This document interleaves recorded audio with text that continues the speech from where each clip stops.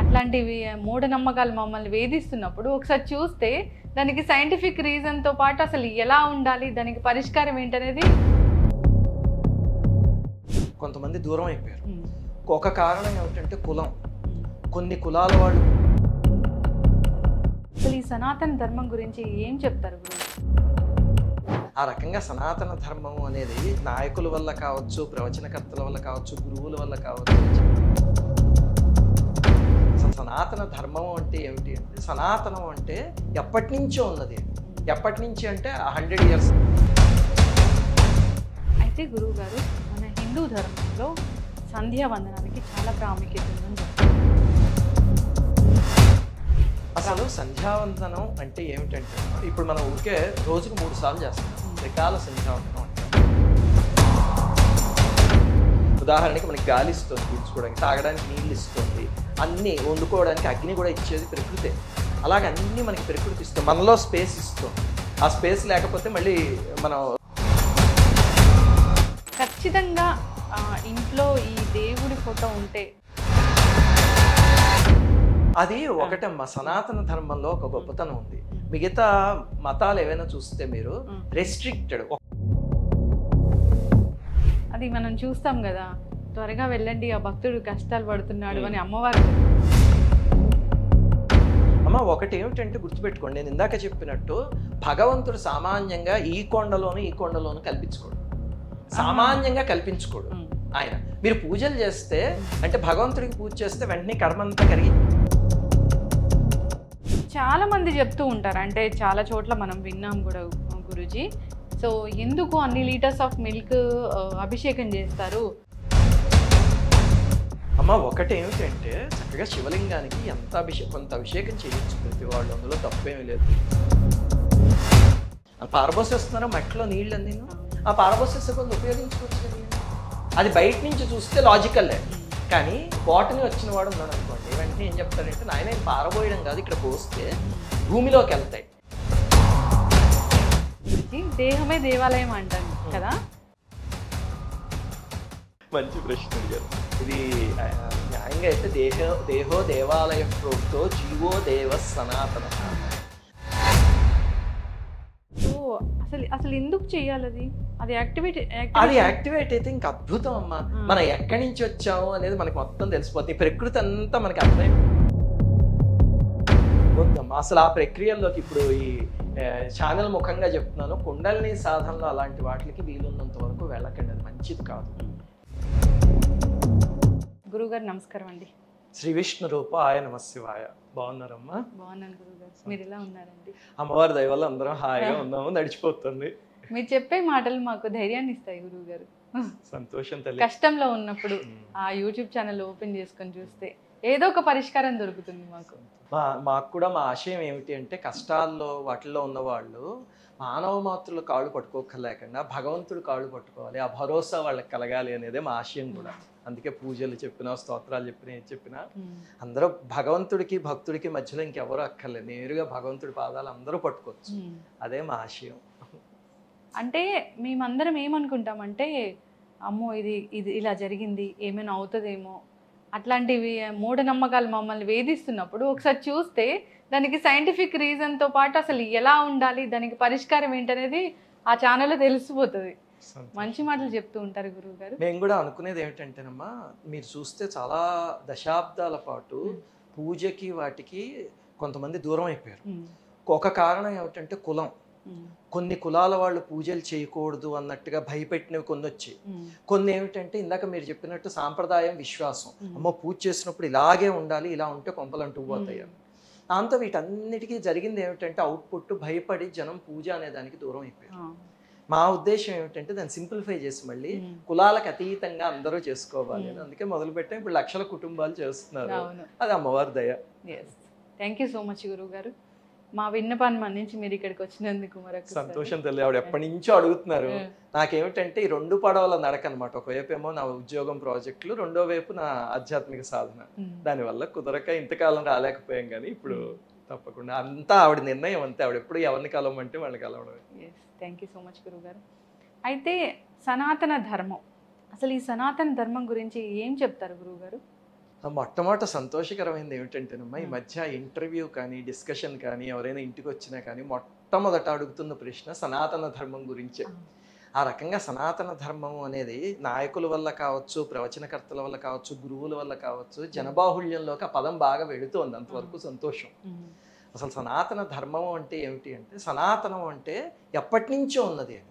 ఎప్పటి నుంచి అంటే 100 ఇయర్సా, 1000 ఇయర్సా, 10,000 అలా లెక్క పెట్టలేదు.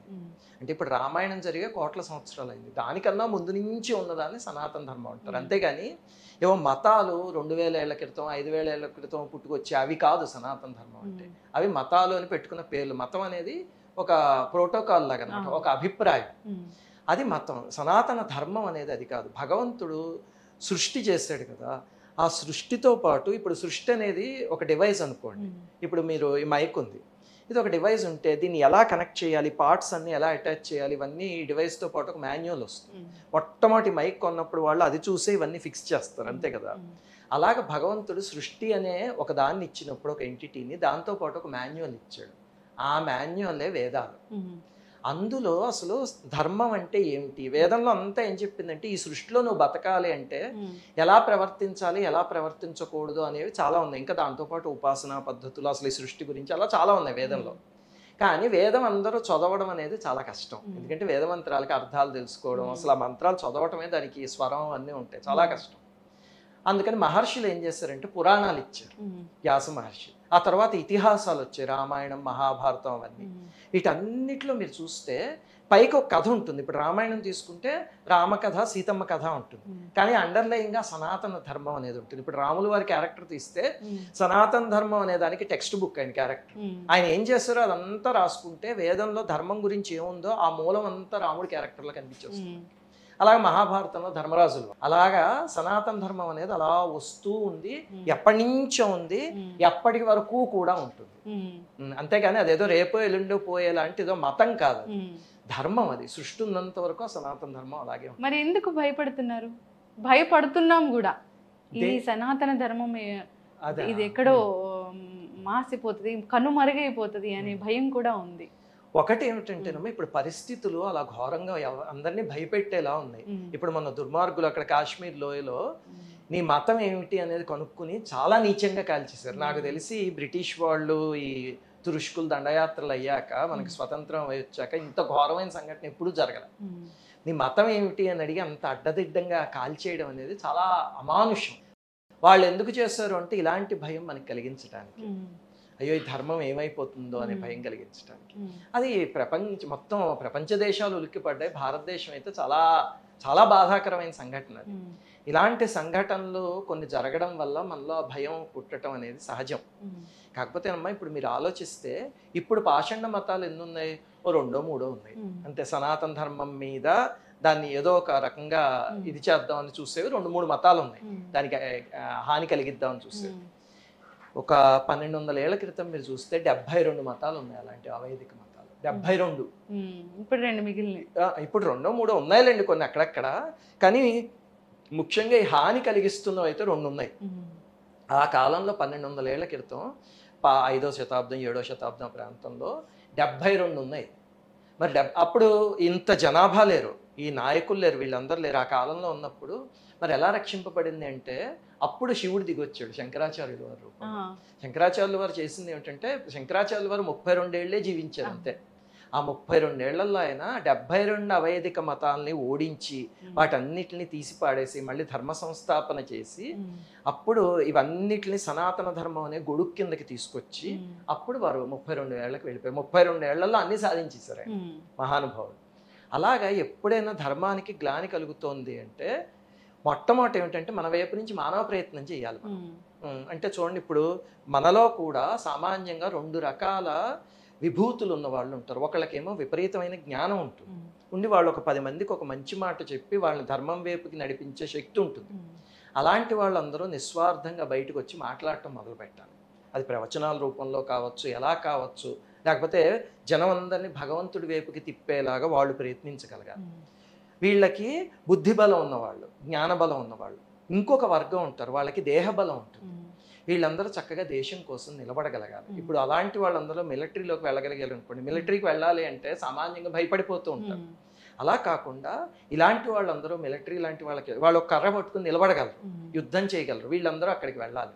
అలాగ మన మానవ ప్రయత్నం మనం చేస్తూ ఉంటే అవసరమైనప్పుడు ధర్మానికి జ్ఞాని కలిగినప్పుడు విష్ణుమూర్తి కృష్ణుడి రూపంలో వచ్చాడు, శివుడు శంకరాచార్య రూపంలో వచ్చాడు, అలా మహాత్ములు వచ్చి కాపాడుతూనే ఉంటారు.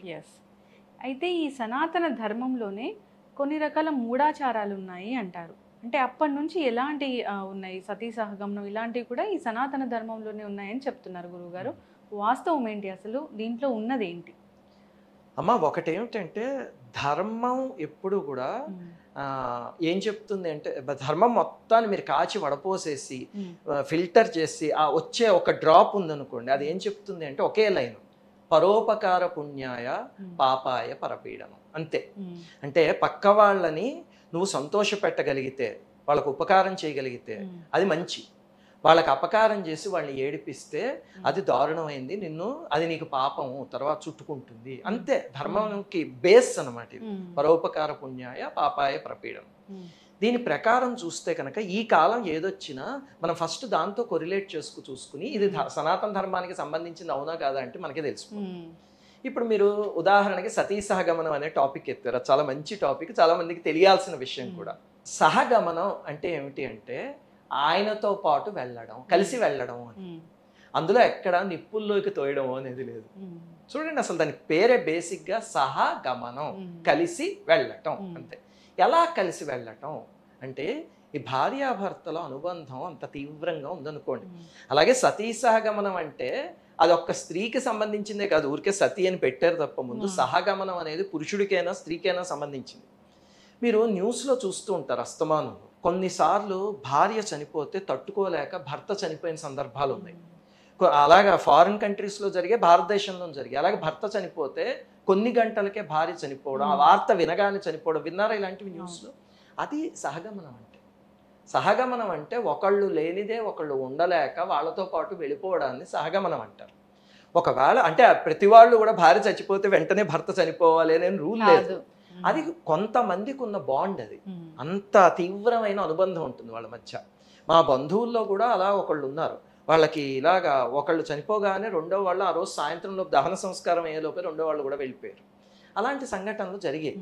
ఇంకొంతమందికి ఎంత పరిణితి, ఎంత బంధం ఉంటుందంటే ఒకళ్ళు వెళ్ళిపోయాక రెండో వాళ్ళకి ఇంక సుఖాలు అవేం తెలియవు, అన్నీ త్యజించి ఎంతసేపు వాళ్ళనే తలుచుకుంటూ లేకపోతే భగవంతుడికి దగ్గర అవుతూ ఉండిపోతారు. అది జీవించున్నా సరే అది కూడా సహగమనం లాంటిదే. అంటే వీళ్ళ సుఖాలు, వీళ్ళ థాట్స్ అన్నీ కూడా వాళ్ళతో వెళ్ళిపోయి వీళ్ళు ఇంకా అన్నీ వదిలేసి ఒక వైరాగ్య స్థితిలో జీవిస్తూ ఉంటారు భగవన్నామ స్మరణలో. అలాంటి వాళ్ళు కూడా మా బంధువుల్లోనూ చూశాను, దేశంలో చాలా మందిని చూశాను. అవమ్మా, అంతేగాని బలవంతంగా నిప్పుల్లోకి తోసేయడము అనేది అది ఎవరో దుర్మార్గులు స్త్రీని ఏడిపించటానికి ప్రారంభించింది తప్ప దానికి సనాతన ధర్మానికి ఏం సంబంధం లేదు. మీకు ఒక ఉదాహరణ చెప్తా చూడండి, అడిగారు కాబట్టి తేలిగ్గా అర్థమవుతుంది. భక్త జయదేవ్ మహాకవి మీకు తెలిసే ఉంటారు. జయదేవ్ అష్టపదులు వింటారా? ధీర సమీరే యమునా తీరే, ఇలాంటివన్నీ చాలా ప్రఖ్యాతమైన అష్టపదులు. ఆ రచించిన కవి జయదేవ్ మహాకవి. ఆయన పద్మావతి దేవి అని ఒక ఆవిడ్ని వివాహం చేసుకున్నారు.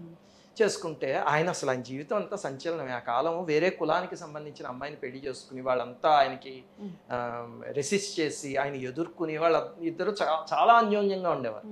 ఆవిడ పేరు పద్మావతి దేవి. ఆయనే అష్టపదుల్లో ఒక చోట చెప్పుకుంటాడు, పద్మావతి చరణచారణ చక్రవర్తి అని. అంటే నా భార్య యొక్క పాదాల దగ్గర చక్రవర్తిని అని చెప్పుకున్నాడు. అది అంత ప్రేమ అనమాట వాళ్ళిద్దరికి. మహాకవి ఆయన, పూరిలో ఉండేవారు. అయితే ఏమైంది, వాళ్ళు ఒక రాజాస్థానంలో ఆశ్రయం తీసుకున్నారు. తీసుకునేసరికి ఆ రాణిగారితో ఈ పద్మావతి దేవికి అనుబంధం, రాజుగారితో జయదేవ మహాకవికి అనుబంధం ఒరిస్సాలోనే. అయితే ఒకసారి ఏమైందంటే రాణిగారితో ఈవిడెవరో రాజభవనంలో పద్మావతి దేవి మాట్లాడుతూ ఉంటే అక్కడ రోడ్డు మీద ఏదో ఊరేగింపు లాంటిది వెళ్తోంది. ఏమిటది అని ఇద్దరు వచ్చి చూశారు మందిరం నుంచి. చూసేసరికి ఒక స్త్రీని బలవంతం కట్టేసి లాక్కుని తీసుకుపోతున్నారు. ఏమిటిది, అమానుషంగా ఉంది అంది పద్మావతి దేవి. అంటే రాణిగారు అన్నారు, అమ్మ అందులో అమానుష్యం ఏమీ లేదు, బంధువేను, అతను చనిపోయాడు, అందుకని సహగమనానికి తీసుకువెళ్తున్నారు మంటల్లో తోసేయడానికి అని. అంటే అప్పటి నుంచి ఉందన్నమాట మీరు చెప్పినట్టు ఆ మూఢాచారం. అయితే వెంటనే ఈవిడంది, అదెంత దారుణం, అది మా భర్త చనిపోతే భార్యని మంటల్లో తోసేయడం ఏమిటి, అదే సహగమనం అంటేను, భర్త చనిపోయాడని తెలియగానే భార్య చనిపోవడం సహగమనం అంది. ఊరికే అన్నారు పద్మావతీదేవి. అంటే ఈవిడి కోపం వచ్చింది రాణికి. వచ్చి అలాంటి వాళ్ళు కూడా ఉంటారంటే ఎందుకు ఉండరు, భర్తే ప్రపంచం అని భావించేవాళ్ళు భర్త లేకపోతే బతకలేరు అసలు అని చెప్పింది. చెప్పేసరికి ఆవిడకి కినుకొచ్చి రాణిగారు ఏదైనా చేద్దాము, ఇంత అవమానించింది కదా అని ఏం చేసిన తర్వాత రాజుగారితో కలిసి జయదేవ మహాకవి వేటకు వెళ్ళారు. వెళ్తే అప్పుడు ఎవరి చేతో ఒక వర్తమానం తెప్పించింది. అది అబద్ధం అన్నమాట, కల్పితం. ఏమిటంటే అమ్మ వేటకు వెళ్ళారు కదా, అక్కడ జయదేవ మహాకవి మీద జంతువు దాడి చేస్తాయని చనిపోయారు. ఆ వార్త వినగానే పద్మావతీదేవి కింద పడి చనిపోయింది. వినగానే ఈవిడ అదేమిటి ఇలా పడిపోయింది, కళ్ళు తిరిగి పడిపోయిందేమో అని వైద్యుడిని తీసుకొస్తే ఇంకెక్కడ కళ్ళు తిరగడం, వాడు ఎప్పుడో ప్రాణం వదిలేసింది. అది సహగమనం అంటే. అప్పుడు ఆ రాణిగారు ఏడ్చింది, అయ్యో ఎంత తప్పు చేశాను, వాళ్ళిద్దరిది అంత అనుబంధం అనమాట, నేను ఏదో తెంపరతనంతో చేశాను అని. జయదేవ మహాకవి రాగానే నన్ను క్షమించండి మహాకవి, మీ జీవితంలో చాలా పెద్ద పొరపాటు చేశాను నేను, ఇదిగో ఇదే నేనే కారణం అని. అప్పుడు ఆయన బాధపడి జగన్నాథుడి దగ్గరికి తీసుకెళ్ళి పూరి ఆలయంలో మెట్లు ఉంటాయి అన్నమాట ముందు, అక్కడ పడుకోబెట్టి ఒక కీర్తన చేసేసరికి జగన్నాథ స్వామి మళ్ళీ బతికించాడు. బతికించాడు, ఆవిడ మళ్ళీ బతికింది. వాళ్ళు మహనీయులు వాళ్ళందరూ. అది సహగమనం అంటే, అంతేకాని నిప్పుల్లోకి తోసేయడం కాదు. కాకపోతే మీరు మహాభారతంలో చూస్తే ఇప్పుడు పాండురాజుల వారు చనిపోయారు. చనిపోతే మాద్రీదేవి ఆ చితి మీదకి వెళ్ళి ఆవిడ సహగమనం చేసింది. కానీ ఆవిడ అక్కడ కూర్చుంది. మీరు మహాభారతం చదివితే ఎక్కడ ఎవరికైనా మంట అంటుకుంటే అరుస్తారు కదా లేచి. ఇప్పుడు ఈ సహగమనం కొన్ని రాజస్థాన్లో అక్కడ జరిగితే బలవంతంగా వాళ్ళని తోసేసి కర్రలతో నొక్కి పెట్టేసిన లాంటి సందర్భాలు ఉన్నాయి న్యూస్ పేపర్లో వచ్చి. మరి మాద్రీదేవి హాయిగా ధ్యానముద్రలో కూర్చుని వెళ్ళిపోయింది. అంటే ఆవిడ ఏం చేసిందంటే నేనే వెళ్ళిపోతాను ఆయనతో పాటు అని కూర్చుని దేహాన్ని వదిలేసింది. ఆ తర్వాత ఆయన దేహం ఎంత ఆవిడ దేహం ఎంతే వాళ్ళు దహన సంస్కారం చేశారు.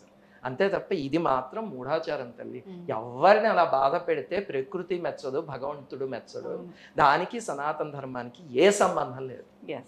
మీరు అడిగింది చిన్న ప్రశ్న అయినా నేను విస్తారంగా ఎందుకు చెప్పానంటే జనానికి తెలియాలి ఇలాంటి. అయితే గురువు గారు, మన హిందూ ధర్మంలో సంధ్యావందనానికి చాలా ప్రాముఖ్యత ఉందని చెప్తారు. అంటే సంధ్యావందనం అసలు చేయాల్సిన విధానం ఏంటి, దాని వెనుకున్న సైంటిఫిక్ రీజన్ ఏంటి, ఇంకా ఏ విధంగా చేయాలి? అసలు సంధ్యావందనం అంటే ఏమిటంటేనమ్మా, ఇప్పుడు మనం ఊరికే రోజుకు 3 సార్లు చేస్తారు. త్రికాల సంధ్యావందనం అంటారు అనమాట. అంటే సూర్యోదయం సమయం ముందు, తర్వాత మధ్యాహ్నం, తర్వాత సాయంత్రం సూర్యాస్తమయం సమయానికి. ఎందుకు చేస్తారు ఇది అంటే, ఇప్పుడు ప్రకృతి ఉంది కదా, ప్రకృతికి మానవుడు సహాయం చేయాల్సినవి కొన్ని ఉన్నాయి. మిగతావన్నీ ప్రకృతే మనకి సహాయం చేస్తుంది. చూడండి, అలాగే భగవంతుడు సృష్టించినప్పుడు పాపం ప్రకృతిని పంపించాడు మనకి సహాయం చేయమని. ఉదాహరణకి మనకి గాలి ఇస్తుంది పీల్చుకోవడానికి, తాగడానికి నీళ్ళు ఇస్తుంది, అన్నీ వండుకోవడానికి అగ్ని కూడా ఇచ్చేది ప్రకృతే. అలాగే అన్నీ మనకి ప్రకృతి ఇస్తుంది. మనలో స్పేస్ ఇస్తుంది. ఆ స్పేస్ లేకపోతే మళ్ళీ మనం రోగం బారిన పడతాం కదా. ఆకాశం అనేది మనలోనే ఉంది. అన్నీ ప్రకృతి ఇస్తుంది. ప్రకృతికి మానవుడు చేయాల్సిన ధర్మాలు కొన్ని ఉన్నాయి. అందులో ఒకటి ఏమిటంటే ఫండమెంటల్ది సంధ్యావందనం. ప్రతిరోజు ప్రకృతిలో శాస్త్ర ప్రకారం అయితే కనుక మందేహాదులు అని కొంతమంది ఉంటారు, మందేహులు అంటారు. వాళ్ళు ప్రకృతికి కీడు చేస్తూ ఉంటారు. వాళ్ళని ఆపి ప్రకృతిని ముందుకు వెళ్ళేలా చేసే ప్రక్రియ సంధ్యావందనం అంటే. అది సంధ్యావందనం చేసే వాళ్ళకి చాలా మందికి తెలియదు. అది ఎందుకు చేస్తారు అంటే, సంధ్యావందనం మంత్రాల్లో కూడా ప్రకృతికి సహకారం చేసే ఉన్నాయి మనతో పాటు. అది చేస్తే కనుక ప్రకృతికి మనం హెల్ప్ చేస్తాం. అలాగనే రెండవది ప్రకృతికి చేసేది ఏమిటంటే సంతానాన్ని కానీ సృష్టిని ముందుకు నడిపించడం. భగవంతుడు ఇది ఆటో పైలట్ చేస్తాడు. చూడండి, బ్రహ్మగారు ముందు మైథున సృష్టి ఆయనకి తెలియదు. ఆయన అంతా కూడా మానస సృష్టి చేసేవాడు. అంటే ప్రతి జీవిని కూడా మనస్సులో తలుచుకుని వాళ్ళని సృష్టించేవారు బ్రహ్మగారు. ఈ పెద్ద పెద్ద మన పురాణిక్ క్యారెక్టర్స్ అన్ని బ్రహ్మగారి మానస సృష్టి. అప్పుడు పార్వతీ పరమేశ్వర్లు వచ్చి ఆయనకి ఇలా చేస్తే నువ్వు ఎంత సృష్టి చేస్తావు, ఎందుకంటే ప్రతిరోజు పొద్దున్నే వచ్చి ఈరోజు ఎవరిని సృష్టించాలి అని డేటాబేస్ ఓపెన్ చేసి మేము ఏదో ప్రోగ్రామింగ్ చేసినట్టు చేయాలి. అందుకని పార్వతీ పరమేశ్వర్లు మైథున సృష్టి అనే ఆలోచన కల్పించారు. దాని తర్వాత స్త్రీ పురుషుడు ఉంటే వాళ్ళ మధ్య ఆకర్షణ కలగడం, ఇంకా సృష్టి అనేది వాళ్ళే చూసుకుంటారు, బ్రహ్మగారు వచ్చి చేయాల్సిన పని లేదు. అలాగా ఇంకొక బాధ్యత ఏమిటంటే జీవులందరిది ఆ సృష్టిని ముందుకు నడిపించడం. అంటే ప్రతి వాళ్ళు కూడా వివాహం చేసుకోవడం, ఎక్కడో సన్యాసులు అలాంటి వాళ్ళు తప్పితే మిగతా అందరం వివాహం చేసుకుని సంతానాన్ని కనడం, వాళ్ళని సరైన మార్గంలో పెట్టి దేశానికి అప్పచెప్పడం, ఇవన్నీ మానవుడు చేయాల్సిన బాధ్యత. అందులో ఈ సంధ్యావందనం అనేది ఒక ప్రైమరీ బాధ్యత. ఇది ఏమిటి అంటే అన్ని కులాల వాళ్ళకి ఒక్కొక్క రకమైన సంధ్యావందనం ఉంది. బ్రాహ్మణులకు ఒక రకమైనది ఉంది, క్షత్రియులకు ఒక రకమైనది ఉంది, అలాగే కొన్ని వెసులుబాట్లు కల్పించారు. అందరూ చేయొచ్చు. ఆ గతంలో అయితే అసలు అందరూ మ్యాండేటరీగా చేయాలి అన్నారు. ఆ తర్వాత మహర్షులు ఏం చేస్తారంటే స్త్రీలకి అలాగనే పనులు చేసుకునే వాళ్ళు ఉంటారు, వాళ్ళకి వెసులుబాటు కల్పించారు. వీళ్ళు పొద్దున్నే లేచి ఇప్పుడు ఒక ఆయన పొలం పని చేస్తాడు, ఆయన చెయ్యకపోతే మనకి ఇది నడవదు. మనం ఇక్కడ కూర్చుని హాయిగా సోఫాల్లో మాట్లాడుతున్నాం అంటే వెనకాల ఉన్న రైతు కారణం. ఆ రైతు పొద్దునే కూర్చొని చతుస్సాగర పర్యంతం గోబ్రాహ్మణేభ్య శుభం భవతు అంటే మనకి తిండి వెళ్ళదు. అందుకని వాళ్ళకి ఏం చేస్తారంటే నాయన మీరు ఏం చేయక్కర్లేదు, ఆకాశం కేసు చూసి ఒక్కసారి సూర్యభగవానికి నమస్కారం చేసుకుంటే మీకు సంధ్యావందనం ఫలితం వచ్చేస్తుంది. ఎందుకంటే వాళ్ళు ప్రకృతికి చేస్తున్నారు వ్యవసాయం అనేది. అలాగే స్త్రీ ఉంది, స్త్రీ పొద్దునే కూర్చుని యదన్నా కురుతే పాపం తదన్నా ప్రతిముచ్యతే అందంటే ఇంట్లో పురుషుడికి పిల్లలకి తిండి ఉండదు. అందుకని స్త్రీకి పూర్తిగా వెసులుబాటు కల్పించేస్తారు. అగ్నిహోత్రుడికి ఒక నమస్కారం చేసుకుంటే వాళ్ళు చేసేసినట్టే. అలాగ కొంతమందికి ఎగ్జంప్షన్ ఇచ్చారు, కొంతమందికి మీరు చెయ్యకపోతే తప్పు, మీ పిల్లలకి ఉపనయనం చేయకపోతే తప్పు అని కొంతమందికి చెప్పారు. దురదృష్టం ఏమిటంటే ఈ ఎవరికైతే చేయమని చెప్పారో వీళ్ళు చేయరు, ఎవరికైతే మీరు చెయ్యక్కర్లేదు పర్లేదు అని చెప్తే మేము చెయ్యొచ్చా అని అడుగుతుంటారు. అవసరం లేదు. అలాగా చెప్పిందే సంధ్యావందనం. దానికి త్రికాలాలు చేయాలమ్మా. దానికి ప్రీరిక్విజిట్ ఏమిటంటే ఉపనయనం చేయించుకోవాలి. ఉపనయనం చేయించుకున్నాక సంధ్యావందనం ప్రారంభించాలి. దానికి కూడా వయస్సు అవన్నీ చెప్పారు, ఏ వయస్సులో ఎవరు చేయించుకోవాలి అనేది. అలాగనే కొంతమంది కాలం ఏమిటంటే బ్రాహ్మణులు మాత్రమే చేయాలి అంటారు. అలా కాకుండా ఎవరికైనా బ్రాహ్మణేతరులకైనా సాత్వికమైన జీవన విధానం నడిపే వాళ్ళకి సంధ్యావందనం నేర్పే సంస్థలు ఉపనయనం చేసేవి ఉన్నాయి. ఉదాహరణకి గాయత్రి పరివారం అని ఒకటి ఉంది, వాళ్ళ పనే అది సంధ్యావందనం నేర్పిస్తూ ఉంటారు. అలాగనే సత్యసాయి సేవా సంస్థలు ఉన్నాయి, వాళ్ళ కులాలకు అతీతంగా ఉపనయనం చేసి సంధ్యావందనం నేర్పిస్తారు. మాస్టర్ కే గారి సంస్థ ఉంది, బోలెడు ఉన్నాయి. అందుకని అలా నేర్చుకుని చక్కగా చేసుకోవచ్చు. ఉపనయనం గురించి చెప్పండి గురువు గారు. ఉపనయనం అంటే ఇదిగో నమ్మ సంధ్యావందనానికి ప్రీరిక్విజిట్. అంటే ఇప్పుడు ఎగ్జామ్ రాస్తున్నాడు అనుకోండి కుర్రవాడు, ముందు దానికి ఆ కోర్స్ నేర్చుకుంటాడు కదా, అలాగే ఉపనయనం చేసుకుని దాన్ని అధ్యయనం చేసి అప్పుడు సంధ్యావందనం చేసే అర్హత వస్తుంది. ఇంకా అక్కడి నుంచి వేదాధ్యయనం అన్ని చేసే అర్హత వస్తుంది. అంటే వీటి వల్ల ఒక ఎనర్జీ జనరేట్ అవుతుంది. ఆ జనరేట్ అవ్వడానికి ముందు ఈ మనిషిని దానికి ప్రిపేర్ చేయాలి. ఆ ప్రిపేర్ చేసే ప్రక్రియ ఈ ఉపనయనం చేయించుకోవడం, తర్వాత సంధ్యావందనం చేయడం అనేది. దాన్ని ముందు ఆ సంధ్యావందనం ఉపనయనం చేసుకున్నాక సంధ్యావందనం చేస్తారు కదా, ఆ మంత్రాలన్నీ చదువుతూ ఉంటే వేద విద్య నేర్చుకుని దాన్ని తట్టుకునే శక్తి కూడా వస్తుంది. వేదం కూడా ఊరికే అలా నేర్చేసుకోవడం కాదు. ఈ కాలం దురదృష్టం ఏమైందంటే గాయత్రి మంత్రం లాంటివి కూడా ఆడియోల్లో వచ్చేస్తాయి. స్తోత్రాలు అయితే ఎవరైనా నేర్చుకోవచ్చు. వేద మంత్రాలు నేర్చుకోవాలంటే వాటికి నియమాలు ఉంటాయి. అందులో వేదానికి స్వరం అని ఉంటుంది. మనకి ఫిజిక్స్ లో law of conservation of energy అని ఒకటి ఉంటుంది. ఆ స్వరం మొత్తం దానికి లింక్ అయ్యి ఉన్నది. నాకు ఎంత ఆశ్చర్యం వేసిందో, చిన్నప్పుడు మా నాన్నగారు వేదం నేర్పించారు, తర్వాత గురువుల దగ్గర నేర్చుకున్నప్పుడు ఈ స్వరం ఇవన్నీ ఎందుకు చదువుతారు అని ఎవరు చెప్పినా వాళ్ళు కూడా ఏమిటంటే అది నియమం అని చెప్పేవారు. గురువు ఎప్పుడు అలాగే చెప్తారంటే. తర్వాత మేము ఈ రీసెర్చ్ మొదలు పెట్టాక law of conservation of energy ఉంది, దాన్ని పెట్టుకుని ఒక అనువాకం తీసుకుని వేదంలోది అది చూస్తే ఎంత అద్భుతంగా దానికి సరిపోయింది. అప్పుడు స్వర నియమం ఎందుకు ఉంది అనేది అర్థమైంది. అవన్నీ చదవడం, గురువు దగ్గర నేర్చుకోవడం, వాటన్నిటికీ ప్రీరిక్విజిట్ ఏమిటంటే ఉపనయనం చేసుకోవడం. అది చేసుకుంటే ఎనర్జీ వస్తుంది, వచ్చిన తర్వాత వాటిల్లోకి దిగచ్చు. ఇప్పుడు మనం గాయత్రి మంత్రాన్ని ఇంట్లో అలా పెట్టకూడదా గురుజీ? న్యాయంగా అయితేనమ్మా గాయత్రి మంత్రం చేయడానికి, మంత్రాలు ఏవైనా చేయడానికి అర్హత ఉంటుంది దానికి. ఇప్పుడు ఉదాహరణకి మేము చేసే దాంట్లో ఇంట్లో నేను చేసుకున్నా, సుశీల్ చేసుకున్నా, మేము చేసే మంత్రాలు కొన్ని ఉన్నాయి, వాటన్నిటికీ మేము చాలా నియమాలు పాటించి చేస్తాం. అలా కాకుండా మేము చేసే పూజలు, స్తోత్రాలు అవన్నీ ఉన్నాయి, అవి హాయిగా ఎప్పుడైనా చదువుకుంటాం. అలాగే గాయత్రి మంత్రంలో కూడా 2 వేరియేషన్స్ ఉన్నాయి. ఇప్పుడు మనం ఓం భూర్భువస్సువః అని మంత్రం సదసిన ప్రకాశయత్ అంటారు. అందుకని అందరికీ తెలుసుందైనా సరే ఇలా వీడియోలో చెప్పం సామాన్యంగా, అది మంత్ర మర్యాద. ఇది ఒక గాయత్రి మంత్రం, ఇది వైదికమైంది. ఇంకొక పౌరాణికమైంది ఒకటి ఉంది, అది సర్వ చైతన్య రూపాంతాం ఆద్యాం విద్యాంచ ధీమహి బుద్ధిం యా నః ప్రచోదయాత్. అది కూడా ధియోయో నః ప్రచోదయాత్ అంటుంది కదా, ఇది కూడా బుద్ధిం యా నః ప్రచోదయాత్. గాయత్రి మంత్రం ఏం చెప్తుందో ఇది కూడా అదే చెప్తుంది. దీన్ని సర్వగాయత్రి అంటారు. ఇదైతే ఎవరైనా చేసుకోవచ్చు, ఎవరైనా చేసుకోవచ్చు. మీరు వంట చేసుకుంటూ హాయిగా ఎన్నిసార్లు అని చదవచ్చు.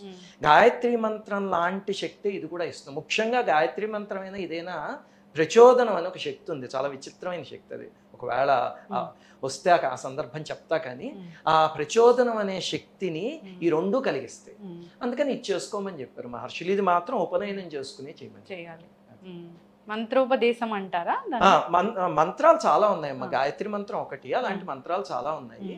మంత్రానికి గురువు దగ్గర ఉపదేశం తీసుకుంటే ఏమవుతుందంటే, ఈ కాలం ఎలా తయారైందంటే, మీరు నాకు 10,000 ఇవ్వండి, మీకు ఏ మంత్రం కావాలంటే అది ఇస్తా, మీరు నాకు ఇంత ఇవ్వండి, మీకు ఏ యంత్రం కావాలంటే అది ఇచ్చేస్తా, అలా తయారైంది. కానీ గురువు అసలు ఏం చేస్తాడంటే, ఆ శిష్యుణ్ణి దగ్గర పెట్టుకుని శుశ్రూష చేయించుకుంటూ వాళ్ళని అబ్జర్వ్ చేస్తాడు. వాళ్ళ టెంపర్మెంట్ ఎలాంటిది. ఇప్పుడు ఒక ఆవేశపరుడైన శిష్యుడు ఉన్నాడు అనుకోండి, అతనికి తీవ్రమైన నృసింహ మంత్రం లాంటిది ఇస్తే ఇంకా అగ్రెసివ్ అయిపోతాడు. అతన్ని శాంతింపజేసే మంత్రం ఇవ్వాలి. అవన్నీ గురువు చూసి ఆ మంత్రం ఇచ్చి దాని నియమాలు ఏమిటో చెప్పి వాళ్ళ చేత కొన్ని రోజులు చేయించి అలా చేస్తే అది మంత్ర సాధన. అది చాలా తీవ్రతరమైంది. అమ్మ మేము ఇంట్లో కొన్నిసార్లు కొన్ని మంత్రాలు అయితే కనుక ఇలా రాత్రి కూడా చేస్తూ ఉండాలన్నమాట. ఎంత కష్టం అవుతుందో చేయడం. స్తోత్రం అయితే ఆ కష్టాలు ఏముండవు, ఇవన్నీ కావాలి అనుకుని మేము చేసుకుంటున్నవి. స్తోత్రం అలా కల ఎవరైనా హాయిగా చదువుకోవచ్చు. అందుకని స్తోత్రవాంగ్మయం మహర్షులు ఇచ్చారు. ఇప్పుడు మన ఛానల్లో కూడా చూస్తే మేము అన్ని స్తోత్రాలే పెడతాం, మూలమంత్రాలు సామాన్యంగా ఇవ్వం. అసలు ఎందుకోసం అంటే ఎవరైనా చేసుకోవాలి అని మా ఉద్దేశం. అవును. అయితే గురువుగారు, ఇప్పుడు మంత్రం, యంత్రం, తంత్రం అది చాలా వినపడుతూ ఉంది. ఎట్లా డిఫైన్ చేస్తారండి వీటిని? మంత్రం, యంత్రం, తంత్రం ఏం లేదమ్మా, ప్రకృతిలో ఒక శక్తి ఉంది. మనం ఈ దేవుళ్ళు, దేవతలు ఇవన్నీ అంటాం కదా, ఇవన్నీ కూడా మన ఫోటోల్లో ఉన్న రూపాలు కాదు, ప్రకృతిలో ఉన్న శక్తులు ఇవన్నీ కూడా. ఆ శక్తి మన వరకు ఎలా వస్తుంది అంటే, దాన్ని సౌండ్ ఫామ్లో మనం అధీనం చేసుకోవచ్చు. ఆ సౌండ్ ఫామే మంత్రం. దాన్ని మహర్షులందరూ కనిపెట్టి, ఇప్పుడు ఏదో త్రక్షరి అనే మంత్రం ఉంది, అది బాలా మంత్రం అంటారు. 3 అక్షరాలే ఉంటాయి అందులో ఏదో ఐమ్ అని ఉంటుంది. ఓకే, చివరి ఏదో నేను మొత్తం చెప్పను కానీ ఏదో సౌహ్ అనేది ఏదో ఉంటుంది సంథింగ్ ఉంటే, ఈ 3 అక్షరాలతో ఆ 3 అక్షరాల్లో ఎక్కడ బాలా త్రిపుర సుందరి అనే పేరు లేదు. ఎక్కడి నుంచి వచ్చింది ఈ మంత్రం అంటే, మంత్ర ద్రష్టలో బాలా త్రిపుర సుందరి అనే శక్తి ప్రకృతిలో ఏదుందో అది ఈ సౌండ్కి మనకి వశం అవుతుంది అని వాళ్ళు కనిపెట్టుకున్నారు. అలా కనిపెట్టిన వాళ్ళని మహర్షులు ద్రష్టలు అంటారు. వాళ్ళు కనిపెట్టుకున్నవి అవన్నీ. కనిపెట్టి అది మానవాళికి ఇదిగో ఈ త్రక్షరి మంత్రం అంటారు. బాలా త్రిపుర సుందరి మంత్రంలో ఈ 3 అక్షరాలు ఉంటాయి. నేను చెప్పట్లేదు ఇక్కడ. ఆ 3 అక్షరాలు చేసుకుంటే కనుక బాలా త్రిపుర సుందరి అమ్మవారు అనుగ్రహం కలుగుతుంది అని చెప్పారు. ఆ సౌండ్ ప్రిన్సిపల్ మంత్రం.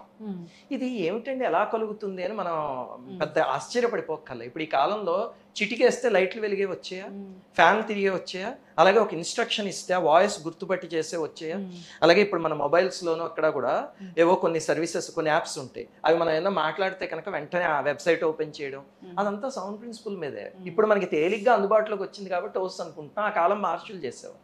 అది మంత్రం. ఆ తరువాత యంత్రం అంటే ఏమిటంటే, అదే శక్తికి జియోమెట్రికల్ ఫామ్. ఇప్పుడు శ్రీచక్రాన్ని మీరు చూసే ఉంటారు.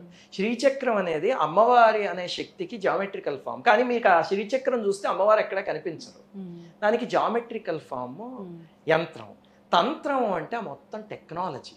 తంత్రం అంటే అందరూ ఏదో భయపడిపోతారు, తాంత్రికుడు. తంత్రం అనే దానికి మీనింగ్ టెక్నాలజీ అని. అందుకే మనకి కర్ణాటకలో అక్కడైతే మాకు విశ్వేశ్వరయ్య తాంత్రిక మహావిద్యాలయ అని ఉంటుంది. తాంత్రిక టెక్నాలజికల్ యూనివర్సిటీ, టెక్నికల్ యూనివర్సిటీ అని. తంత్రం అంటే టెక్నాలజీ అని అర్థం. అదేం భయపడే పదం కాదు అసలు. ఇప్పుడు ఒక దేవతను ఆరాధించాలంటే ఆ దేవతకి ఇదిగో ఈ యంత్రంతో ప్రార్థించాలి, ఈ మంత్రంతో చేయాలి, ఇది ప్రొసీజర్ అని ఉంటుంది. ఆ ఉన్నంతటి దాన్ని తంత్రం అంటే. ఇప్పుడు ఏదో ఒక దేవత లలితా తంత్రం అని ఉంటే కనుక లలితాదేవిని ఎలా పూజించాలో ఉన్నదాన్ని తంత్రం అంటే. ఇప్పుడు వీటికే సింప్లిఫైడ్ ఫామ్స్ ఏమిటంటే, మంత్రం అందరూ చేయకూడదు, దానికి ఈజియెస్ట్ ఫామ్ స్తోత్రం. యంత్రం అందరూ పెట్టుకోకూడదు, దానికి చాలా నియమాలు ఉంటాయి, మళ్ళీ యంత్రాలు ఉంటాయి. దానికి తేలికైన ఫామ్ ఫోటో, పటం. అలాగే వీటన్నిటికీ కూడా మహర్షులు మళ్ళీ ప్రత్యామ్నాయాలు ఇచ్చారనమాట. దాంతో చేసేవాళ్ళు, తీవ్రంగా చేసేవాళ్ళు అవైనా చేసుకోవచ్చు. ఇప్పుడు యంత్రాన్ని ప్రతిరోజు దానికి ఒక నైవేద్యం అవన్నీ ఉంటాయి, అవన్నీ చేయగలిగితే పెట్టుకోండి ఇంట్లో. లేకపోతే మానేసి పటం పెట్టుకుని లలితాదేవిది శ్రీచక్రం బదులు హాయిగా అది పూజించుకోండి. రెండు ఒకటే. ఖచ్చితంగా ఇంట్లో ఈ దేవుడి ఫోటో ఉండాలి అనే ఒక నియమం ఉందంటే ఏ దేవుడు గురువుజీ? అది ఒకటమ్మా, సనాతన ధర్మంలో ఒక గొప్పతనం ఉంది. మిగతా మతాలు ఏవైనా చూస్తే మీరు రెస్ట్రిక్టెడ్, ఒకటే దేవుడు ఉంటాడు వాళ్ళకి, ఆయన్నే పూజించాలి, లేకపోతే ఆ శక్తినే పూజించాలి. సనాతన ధర్మంలో మన ఋషులు ఏం చేస్తారంటే, ప్రకృతిలో ఉన్న శక్తులన్నీ వాళ్ళు ఎక్స్ప్లోర్ చేసి, వాళ్ళని ద్రష్టలు అంటారు. వాళ్ళు ఏం చేస్తారంటే, ఇదిగో ఈ శక్తి, ఈ శక్తి, ఈ శక్తి అని ఎన్ని ఆప్షన్స్ ఇచ్చేసారో మనకి.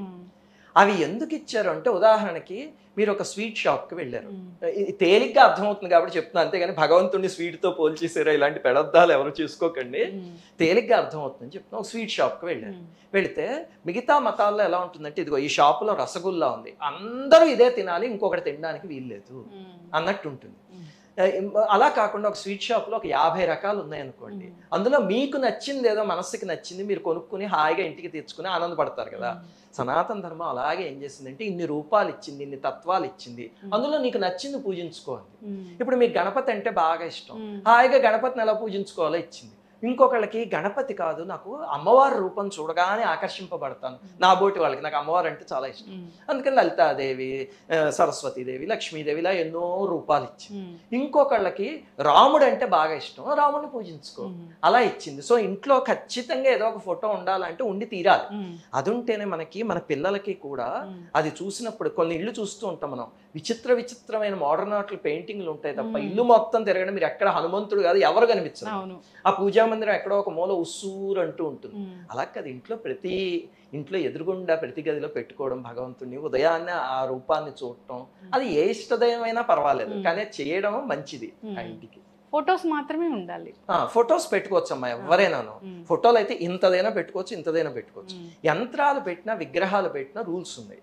విగ్రహానికైతే అంగుష్ట మాత్రం అంటారు, ఇంత ఉంటే పర్వాలేదు హాయిగా. అలా కాకుండా పెద్ద పెద్ద విగ్రహాలు వచ్చే కొద్దీ మళ్ళీ వాటికి నైవేద్యం, వాటికి ప్రాసెస్ అవన్నీ ఉంటాయి అనమాట. అవి చేసేటట్టు అయితే పెట్టుకోవచ్చు. యంత్రాలైనా యంత్రానికి మళ్ళీ ఉపాసన విధానం ఇవి ఉంటాయి, చేసేటట్టు అయితే పెట్టుకోవచ్చు. లేకపోతే హాయిగా ఫోటో పెట్టుకుని చేసుకోండి. ఎన్ని ఫోటోలు ఉన్నా ఇంట్లో ఏ దేవతలు ఉన్నా హాయిగా ఉండొచ్చు, తప్పులేదు.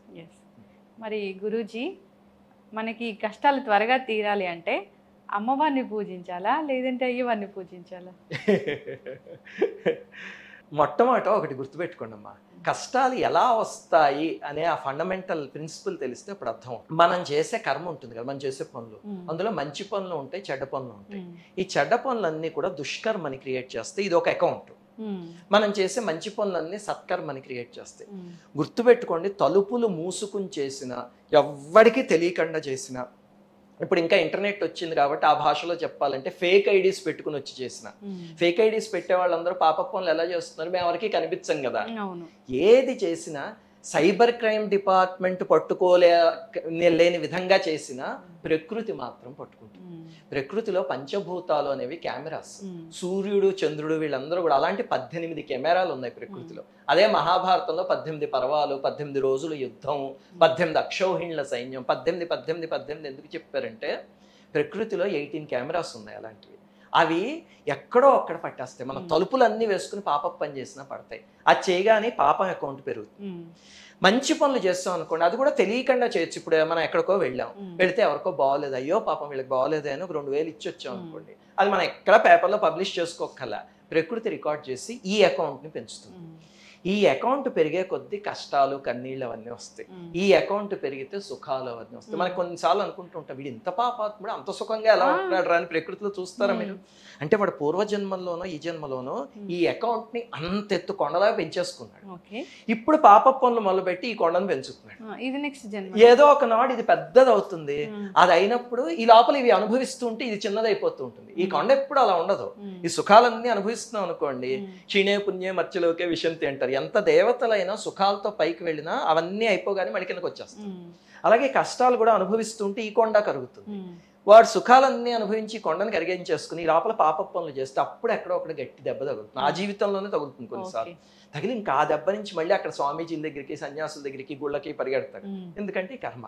ఇప్పుడు బేసిక్ గా ప్రిన్సిపల్ ఏంటంటే కష్టాలకి ఇది కారణం, సుఖాలకి ఇది కారణం. దీన్ని కరిగించుకుంటే కష్టాలు పోతాయి, దీన్ని పెంచుకుంటే సుఖాలు వస్తాయి. సింపుల్. ఇప్పుడు మధ్యలో భగవంతుడు ఎక్కడి నుంచి వచ్చాడండి అంటే అసలు భగవంతుడు దీంట్లో కల్పించుకోడు. ఇదంతా ప్రకృతి చేస్తుంది. మనం చేసే పనులన్నీ రికార్డ్ అయి ఉంటాయి ప్రకృతిలో. వాటిని ఆకాశిక్ రికార్డ్స్ అంటారు. అది వాటిని బట్టి మనం ఎలా పుట్టించాలి, ఎవరింట్లో పుట్టించాలి. ఇప్పుడు ఒక అతను బాగా డబ్బున్న మల్టీమిలియనీర్స్ ఇంట్లో ఒక శిశువు పుట్టచ్చు. అదే క్షణంలో పాపం రోడ్డు పక్కన తిండి లేని వాళ్ళ ఇంట్లో ఒక శిశువు పుట్టచ్చు. ప్రకృతి ఒక శిశువుని అక్కడ, ఒక శిశువుని ఇక్కడ ఎందుకు పుట్టించింది? అంతే కదా, ప్రకృతికి ఎవరి మీద ఇది ఉండదు. అంటే కారణం పూర్వజన్మలో ఈ జీవుడు విపరీతమైన దానాలు చేశాడు. ఆ పుణ్యాన్ని అనుభవించడానికి born with a silver spoon అంటారు.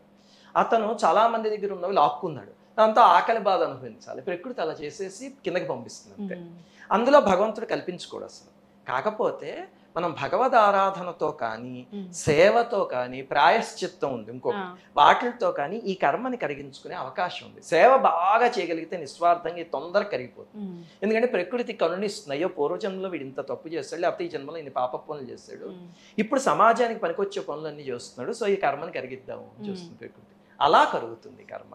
అది భగవంతుడు కొన్ని దేవతారాధనలు చేస్తే, కొన్ని ఉన్నాయి దేవతారాధనలు, ఆ ప్రక్రియలు చేస్తే కనుక ఇది కరుగుతుంది. కొన్ని ప్రక్రియలు చేస్తే ఇది పెరుగుతుంది. పుణ్యక్షేత్రాలకు వెళ్ళడం అవన్నీ చేస్తే ఇది పెరుగుతుంది. కొన్ని ఉన్నాయి అవి చేస్తే ఇది తగ్గుతుంది. అలా తగ్గించుకోవడం వల్ల పాపకర్మ తగ్గించుకుని కష్టాలు పోగొట్టుకోవచ్చు. మరి ఏ దేవతను పూజించాలండి అంటే ఏ స్వరూపమైనా ఒకటేనమ్మా. ముందు ఒకటి ఆలోచించండి, ఎలక్ట్రిసిటీ ఉంది, అది ఈ లైట్ కింద కనిపిస్తుంది, ఈ మైక్లో పనిచేస్తుంది, ఇప్పుడు అలాగే కెమెరాలో పనిచేస్తుంది, ఇవన్నీ చేస్తుంది. కానీ వెనకాల ఉన్న మూలమైన ఎలక్ట్రిసిటీ సేమ్ అంతే. అది లేకపోతే ఇవేవి పనిచేయవు, కానీ ఫార్మ్స్ డిఫరెంట్. అలాగనే గణపతి అయినా, అమ్మవారైనా, విష్ణువేనా, శివుడైనా, ఆ కనిపిస్తున్న వ్యక్తం అవుతున్న ఫామ్ డిఫరెంట్ తప్ప వెనకాల ఉన్న ఎలక్ట్రిసిటీ, ఆ శక్తి ఏదైతే ఉందో దాన్ని మూలశక్తి అంటారు. అది సేమ్ ఏ దేవతకైనా సరే. అందుకని ఏ ఫామ్లో మీరు పూజించుకున్న మీ అవసరాన్నో మీ ఇష్టాన్నో బట్టి పూజించుకోవచ్చు, కానీ వెనకాల ఉన్న శక్తి మాత్రం అన్నిటికీ ఒకటే. అమ్మవారు అయితే ఏమిటంటే అమ్మ హృదయం కదా, కరిగిపోతుంది. చిన్నప్పుడు చూడండి, ఏదో నాన్నగారు సినిమాకి వెళ్ళాలండి అంటే చదువుకో పరీక్షలు వస్తున్నాయి కదా అంటారు. అమ్మ నువ్వు చెప్పమ్మా అంటే, అండి ఏదో వెళ్తాటండి సినిమాకి, సరే రా పో అంటాడు ఆయన. అమ్మ చెప్తే అది అమ్మ కాబట్టి వెంటనే అనుగ్రహిస్తుంది. అందుకని అమ్మవారి రూపాలని పూజిస్తూ ఉంటారు సామాన్యంగా. చివరికి ఈ అమ్మవారైనా ఆ అయ్యవారికి చెప్పే చేస్తుంది ఆ పని. వాళ్ళిద్దరికీ ఆ సామ్యం ఉంటుంది. అది మనం చూస్తాం కదా, త్వరగా వెళ్ళండి ఆ భక్తుడు కష్టాలు పడుతున్నాడు అని అమ్మవారు చెప్తే ఉంది, ఇంకా టైం ఉంది, ఆ టైం ప్రకారం నేను వెళ్తాను అని. ఆవిడది తల్లి మనసు కాబట్టి వెంటనే కరిగిపోతుంది. అవును. కానీ ఇప్పుడు మనము చాలా ఎక్కువగా డివోటీగా ఉన్న వాళ్ళకి మనం కష్టాలు చూస్తాం. మీరు అన్నట్లు వెనక జన్మలో చేసినవి ఇప్పుడు కలుగుతాయి అంటారు. కాకపోతే చాలా డివోటీగా ఉన్నాడు భక్త రామదాస్ ఉన్నాడు, ఆయన చాలా డివోటీ, దేవుడి కోసం ఉన్నాడు, కానీ ఆయనకే అంత పెద్ద కష్టం వచ్చింది. అమ్మ ఒకటి ఏమిటంటే గుర్తుపెట్టుకోండి, నేను ఇందాక చెప్పినట్టు భగవంతుడు సామాన్యంగా ఈ కొండలోను కల్పించుకోడు, సామాన్యంగా కల్పించుకోడు ఆయన. మీరు పూజలు చేస్తే అంటే భగవంతుడికి పూజ చేస్తే వెంటనే కర్మంతా కరిగించేసి ఇది పెంచేస్తాడు అంటే భగవంతుడు ఒక లంచగొండి ఆఫీసర్ అవుతాడు అంతేనా? అంటే నీకు పూజ అనే లంచం ఇస్తున్నాను నేను, నాకు ఈ కర్మ అంతా మాఫ్ చేయించేసి ఇది ఉంచు అంటే ఇంకా ఒక లంచగొండి అవుతాడు భగవంతుడు. అందులో కల్పించుకోడు ఆయన సామాన్యంగా కర్మానుభవంలో. కాకపోతే ఏమిటంటే మనం తలుచుకుంటే తీవ్రమైన ఉపాసన తపస్సు అలాంటివి చేసి దీన్ని కరిగించుకోవచ్చు ఈ కర్మని. అలాగే ఇంకేమవుతుందంటే మీరు పూజ అలా చేస్తూ ఉన్నారనుకోండి, మొట్టమొదటి అందరూ కష్టాలు తీయడానికే పూజలు మొదలు పెడతారు సామాన్యంగా. అది ఎలాంటిదంటే పిల్లవాడికి చాక్లెట్ ఇచ్చి ఎల్కేజీలో స్కూల్కి పంపించడం లాంటిది. ఆ చాక్లెట్ కోసం స్కూల్కి వెళ్తాడు అంతే కదా. ఒక నెల రోజులు స్కూల్కి వెళ్ళాక ఇంక చాక్లెట్ ఇవ్వక్కలే, వాడికి పొద్దున్నే దింపేస్తే హాయిగా చదువుకోవడానికి వెళ్ళిపోతాడు. అలాగే కష్టాల కోసం భగవంతుడి దగ్గరికి వచ్చిన వాళ్ళైనా కొన్నాళ్ళు అయ్యేసరికి నిష్కామంగా తయారయ్యి వాళ్ళకి ఇంకే కష్టాలు ఉండవు, హాయిగా పూజ చేసుకుంటూ వాళ్ళు ఆ పూజలోనే ఆనందాన్ని పొందడం మొదలు పెడతారు, ఆ పూజకి దగ్గర అవడం మొదలు పెడతారు. అలాగా ఆ రకంగా ఇది మన తీవ్రంగా ఇంకా వాళ్ళకి కోరిక ఉండదు అనమాట. అంటే భగవంతుడు నాకు ఇది ఏం చెయ్యి అని చేయరు, కాకపోతే వాళ్ళు చేసే ప్రక్రియల్లో కొన్ని దీన్ని కరిగిస్తాయి. అలా కాకుండా తపస్సు లాంటివి మంత్రసాధన లాంటివి చేస్తే కర్మను చాలా తేలిగ్గా కరిగించుకోవచ్చు. ఆ మార్గాలన్నీ ఉన్నాయి. అలా చేస్తే కనుక బయటపడచ్చు దాని నుంచి. కానీ నిష్కామంగా కూడా భగవంతుని అలా ఆరాధించుకుంటూ ఉంటే మొట్టమొదట అసలు ఈ కష్టం వస్తే దాన్ని ఎదుర్కొనే శక్తినిస్తాడు, బెంబేలు పడిపోకుండా. అవన్నీ కూడా పూజతో సాధ్యం. అంటే ఎవరికి ఏ దానం చేస్తే ఏ సేవ చేస్తే మంచిది గురువుగారు? అమ్మ ఒకటేమిటంటే ముందు దానం కానీ సేవ కానీ చేసేటప్పుడు రిజల్ట్ మీద దృష్టి పెట్టకుండా చేయడం మంచిది అన్నిటికన్నా. దాన్నే నిష్కామమైన ప్రక్రియ అంటారు. పూజ చేసినా అంతే. ఇప్పుడు ఏదో కష్టాల కోసం కన్నీళ్ళ కోసం పూజ మొదలు పెట్టచ్చు, కొంతకాలం అయ్యేసరికి మీరే గమనించి చూడండి, ఆ దేవతకి అటాచ్ అయిపోయి ఇంకా కోరిక కోరడం అనేది పూజా మందిరంలో గుర్తురాదు, ఆ దేవతే చూసుకుంటుంది అంతే. సేవేనానమ్మా అలాగనే ఏ సేవ చేస్తే ఏ ఫలితం వస్తుంది అనేది ఆలోచించకుండా సేవ చేయడం మంచిది. మాస్టర్కే గారు ఒక మంచి మాట చెప్పారు. ఆయన దగ్గరికి ఎవరో వచ్చారు, వచ్చి మేము ఇది కష్టపడుతున్నామండి, చాలా ఇబ్బందిగా ఉంది అంటే, ఆయన కర్మ కరగాలి వెళ్ళి ఆ సేవ చెయ్యి అని చెప్పారు. వెంటనే వాళ్ళు అడిగిన క్వశ్చన్ ఎన్నాళ్ళు చెయ్యాలండి, ఎవరైనా అదే అడుగుతారు, పూజకైనా సేవకైనా. వెంటనే ఆయన ఒక అద్భుతమైన మాట చెప్పారు, మనం రాసుకుని గోడ మీద పెట్టుకోవాల్సిన మాట. ఆయన అన్నారు, నువ్వు సేవ చేస్తున్నావు అనే విషయం నువ్వు మర్చిపోయే వరకు చెయ్యి. ఎంత అద్భుతమైన మాట ఆలోచించుకోండి. ఇప్పుడు సమాజంలోకి వెళ్ళి సేవ చేయడం మొదలు పెడితే మొట్టమొదటి ఎలా అనిపిస్తుంది అంటే, అయ్యో మనం వెళ్ళి సేవ చేద్దాం, అక్కడ వాళ్ళకి ఎవరికో బాగోలేదు, నేను ఏదో దానం చేస్తా, వాళ్ళు తీసుకుంటారు. కొన్నాళ్ళ పాటు చేయండి. ఆ తర్వాత మన ఫ్యామిలీ మెంబర్స్కి ఎప్పుడైనా పిల్లలకి అన్నం పెట్టినప్పుడు, పిల్లల్ని ఏదో సినిమాకి తీసుకెళ్ళినప్పుడు, డ్రెస్సులు కొనిపెట్టినప్పుడు మనం పిల్లలకి మనం సేవ చేస్తున్నాం అనుకుంటామా? అనుకో. It is part of our life. అలాగే సమాజంలో కూడా చేయడం మొదలు పెడితే కొంతకాలానికి వాళ్ళు మన కుటుంబం అయిపోతారు. ఆ తర్వాత వీళ్ళకి సేవ చేస్తున్నాను అనే స్పృహ మనకి రాదు. అక్కడికి వెళ్తాం, అయ్యో బాగోలేదా అయితే చేసేద్దాము అన్నట్టుగా ఉంటుంది. అలా చేయగలగడం మొదలు పెడితే అది కరెక్ట్ సేవ. కాకపోతే దానికి మొట్టమొదట వెళ్ళేది కూడా అక్కడికి రిజల్ట్ కోసమే. ఇప్పుడు మా అలా బోటి ప్రవచనకర్తలు అందరూ ఏదో ఈరోజు మజ్జిగ దానం చేస్తే ఇది వస్తుంది, పండు దానం చేస్తే ఇది వస్తుంది, విద్యాదానం చేస్తే ఇది వస్తుంది, అవన్నీ ఎందుకు చెప్తారు అంటే ఆ రకంగా రిజల్ట్ కోసమైనా వెళ్ళి ప్రారంభిస్తే ఆ తర్వాత కొంతకాళ్ళకి నిష్కామంగా చేస్తారు. చాలా మంది చెప్తూ ఉంటారు, అంటే చాలా చోట్ల మనం విన్నాం కూడా గురూజీ. సో ఎందుకు అన్ని లీటర్స్ ఆఫ్ మిల్క్ అభిషేకం చేస్తారు, ఆకలితో ఉన్న పిల్లలకి ఇవ్వచ్చు కదా అని. అసలు దాన్ని ఎట్లా తీసుకోవాలి? అమ్మ, ఒకటి ఏమిటంటే చక్కగా శివలింగానికి కొంత అభిషేకం చేయొచ్చు ప్రతి వాళ్ళు, అందులో తప్పేమీ లేదు. ఆ తర్వాత వచ్చిన దాన్ని తీసుకుని దాని పిల్లలకి ఇవ్వచ్చుగా. ఇప్పుడు పరమేశ్వరుడి మీద అభిషేకం చేశాక చక్కగా అదంతా ఒక పాత్రలో పట్టి దాన్ని తీసుకెళ్లి పిల్లలకి ఇవ్వండి. శివుణ్ణి తాకిన పాలు తాగితే ఇంకా మంచిదే కదా. దాన్ని ఏం వేస్ట్ చేయాల్సిన అవసరం, రోడ్ల మీద ఇది పరిగెత్తాల్సిన అవసరం లేదు. కాకపోతే ఒకటి ఏమిటంటేనమ్మా, గుర్తుపెట్టుకోండి, ఇప్పుడు అసలు ఏమి చదువుకోని అబ్బాయి ఒక అతను ఉన్నాడు. అతనికి అసలు చదువు అంటే ఏమిటో ఏమీ తెలియదు. మీరు ఒక పెద్ద వృక్షం దగ్గరికి తీసుకువెళ్ళి ఒక బకెట్ నీళ్లు పోస్తున్నారు. వెంటనే అతను ఈ చెట్టుకి ఇలా నీళ్లు పోసేసి ఆ నీళ్ళన్నీ అలా పారబోసేస్తున్నారు ఏమిటి కింద, హాయిగా తీసుకువెళ్ళి ఎక్కడైనా ఉపయోగించవచ్చు కదా అన్నాడు అనుకోండి. అది లాజికల్లే కదా. పారబోసేస్తున్నారా మట్టిలో నీళ్ళన్నీ, ఆ పారబోసేసే బదులు ఉపయోగించుకోవచ్చు కదా నీళ్ళని. అది బయట నుంచి చూస్తే లాజికల్లే. కానీ బాటనీ వచ్చిన వాడు ఉన్నాడు అనుకోండి, వెంటనే ఏం చెప్తాడంటే, నాయన ఇది పారబోయడం కాదు, ఇక్కడ పోస్తే భూమిలోకి వెళ్తాయి, ఈ వేర్లు పీల్చుకుంటాయి, ఆ తర్వాత ఈ వేర్లు వీటిని పైనుంచి తీసుకెళ్ళి వాటన్నిటికీ ఇస్తాయి, ఆ చెట్టు వృద్ధి చెందుతుంది, ఆ చెట్టు కింద కూర్చుని ఒక 10 మంది సేద తీరొచ్చు, అందులోంచి పళ్ళు వస్తే కోసుకొచ్చి తీరే అంతా చెప్తే, ఏమిట్రా నీళ్లు పోస్తే వేరుకి వెళ్ళడం ఏంటి, వీటి నుంచి పైకి వెళ్ళడం ఏంటి, అక్కడేం మోటార్ సిస్టమ్ ఉండదు కదా అనుకుంటాడా. అది ఆ జ్ఞానం వస్తే తప్ప తెలియదు తల్లి. అందుకని అది తెలియక ఇలాంటి వాళ్ళు మాట్లాడే వాళ్ళు ఉంటారు. ఇప్పుడు ఒక దేవతారాధన కానీ ఏదైనా చేస్తే దాని ద్వారా ప్రకృతికి సహాయం అవుతుంది. ఆ ప్రకృతికైన సహాయం మళ్ళీ వచ్చి మనిషికి ఉపయోగపడుతుంది. మీకు ఉదాహరణ చెప్తా. తిరుపతిలో ఒకసారి తీవ్రమైన కరువు వచ్చి వర్షాలు కురవల. అప్పుడు పివిఆర్కే ప్రసాద్ గారని అక్కడ ఐఏఎస్ ఆయన తిరుపతి టిటిడి దాంట్లో చేసేవారు అనమాట. వారు చాలా గొప్ప ఆయన. వెంకటేశ్వర స్వామి అంటే అపారమైన భక్తి వారికి. అయితే వారు అక్కడ యాగం చేయించేసరికి అంత కరువు ఉన్నది. ఆ యాగం పూర్తయ్యేసరికి కుంభవృష్టి కురిసి జలాశయాలన్నీ నిండిపోయాయి. దాంతోపాటు విచిత్రం ఏమిటంటే, ఆ రోజు రాత్రి తిరుమల ఆలయంలో ఆలయం అంతా మూసేశాక పెద్ద గంటలు ఉంటాయి, అవి వాటంతటా అవి మోగాయి. న్యూస్ పేపర్లో వచ్చింది, గుర్తుంది కదా మీకు సంఘటన. అది ఆయన ఆ యాగం చేసి, ఏమిటండి యాగంలో నెయ్యి పోసేసారు, అన్ని లీటర్లు, ఎన్ని లక్షలు ఖర్చు పెట్టారు, ఎంత ఫ్యూయల్ ఖర్చు పెట్టారు అంటే, దాంతో ప్రకృతికి ఏదో ఇచ్చారు ఆయన. ప్రకృతి దాన్ని వర్షం రూపంలో ఇచ్చింది. ట్యాంకర్స్ కొనుక్కునే కన్నా ప్రకృతి నుంచి తీసుకోవడం మంచిది కదా. అంతే. చక్కటి సైన్స్ ఉందండి. అంతేనమ్మా, దీంట్లో ఇది స్పిరిచువల్ సైన్స్. ఇది అర్థం కావాలంటే ఏం చేయాలంటే, మంత్ర సాధన కానీ ధ్యానం కానీ చేస్తే మనకి నెమ్మదిగా ప్రకృతితో సింక్ అవ్వడం మొదలు పెడతాం. విచిత్రం ఏమిటంటే, ప్రకృతిలో బయట పంచభూతాలు ఉన్నాయి కదా, అదే ప్రకృతి మన లోపల కూడా ఉంది. చూడండి, గాలి, నీరు, నిప్పు. ఒళ్ళు కొంచెం ఎక్కువైతే ఆ నిప్పు పెరిగింది, కొంచెం ఇదైతే చల్లబడింది. అవన్నీ ఆ లోపల ఉన్న నిప్పు అనే ఇది పనిచేస్తుంది. అలాగే గాలి, ఇది ఒక్కసారి ముక్కు మూసేస్తే మనం బతకలేము. ప్రకృతే మనలో ఉంది, ఆకాశం ఉంది మనలో, అవన్నీ ఉన్నాయి. మనం ధ్యానం కానీ మంత్ర సాధన కానీ చేస్తే ఈ ప్రకృతిని ఆ ప్రకృతితో సింక్రనైజ్ చేయడం ఎలాగో తెలుసు. అది చేయడం ప్రారంభించాం అనుకోండి, అప్పుడు ఇలాంటివన్నీ అర్థం అవుతాయి. అలాగే కొన్నిసార్లు ఆలయానికి వెళ్తే, అబ్బా ఇక్కడ ఎంత శక్తి ఉంది అని అనుభవం అవుతుంది. ఆ శక్తే ప్రకృతిలోకి వెళ్తుంది. అది గురూజీ, దేహమే దేవాలయం అంటాను కదా, మరి ఇది దేవాలయమే కదా, మళ్ళీ దేవాలయానికి ఎందుకు వెళ్ళాలి? మంచి ప్రశ్న అడిగారు. ఇది న్యాయంగా అయితే దేహో దేవాలయ ప్రోక్తో జీవో దేవ సనాతన అన్నారు. అంటే ప్రతి మనిషికి కూడా, నేను ఇందాక చెప్పినట్టు, ప్రకృతిలో ఉన్నదే మనలోనూ ఉంటుంది. భగవంతుడు ప్రకృతి అంతా వ్యాపించి ఉన్నాడు కదా, మనలోనూ భగవంతుడు ఒక చిన్న ఫామ్లో ఉన్నాడు. దాన్నే ఆత్మ అంటారు. అది ఆత్మ. మరి లోపల భగవంతుడు ఉన్నాడు అనుకోండి, దానిపైన గుడి కడతారు కదా, ఆ కట్టిన గుడే ఈ దేహం. అది ఇందాక మీరు చెప్పింది.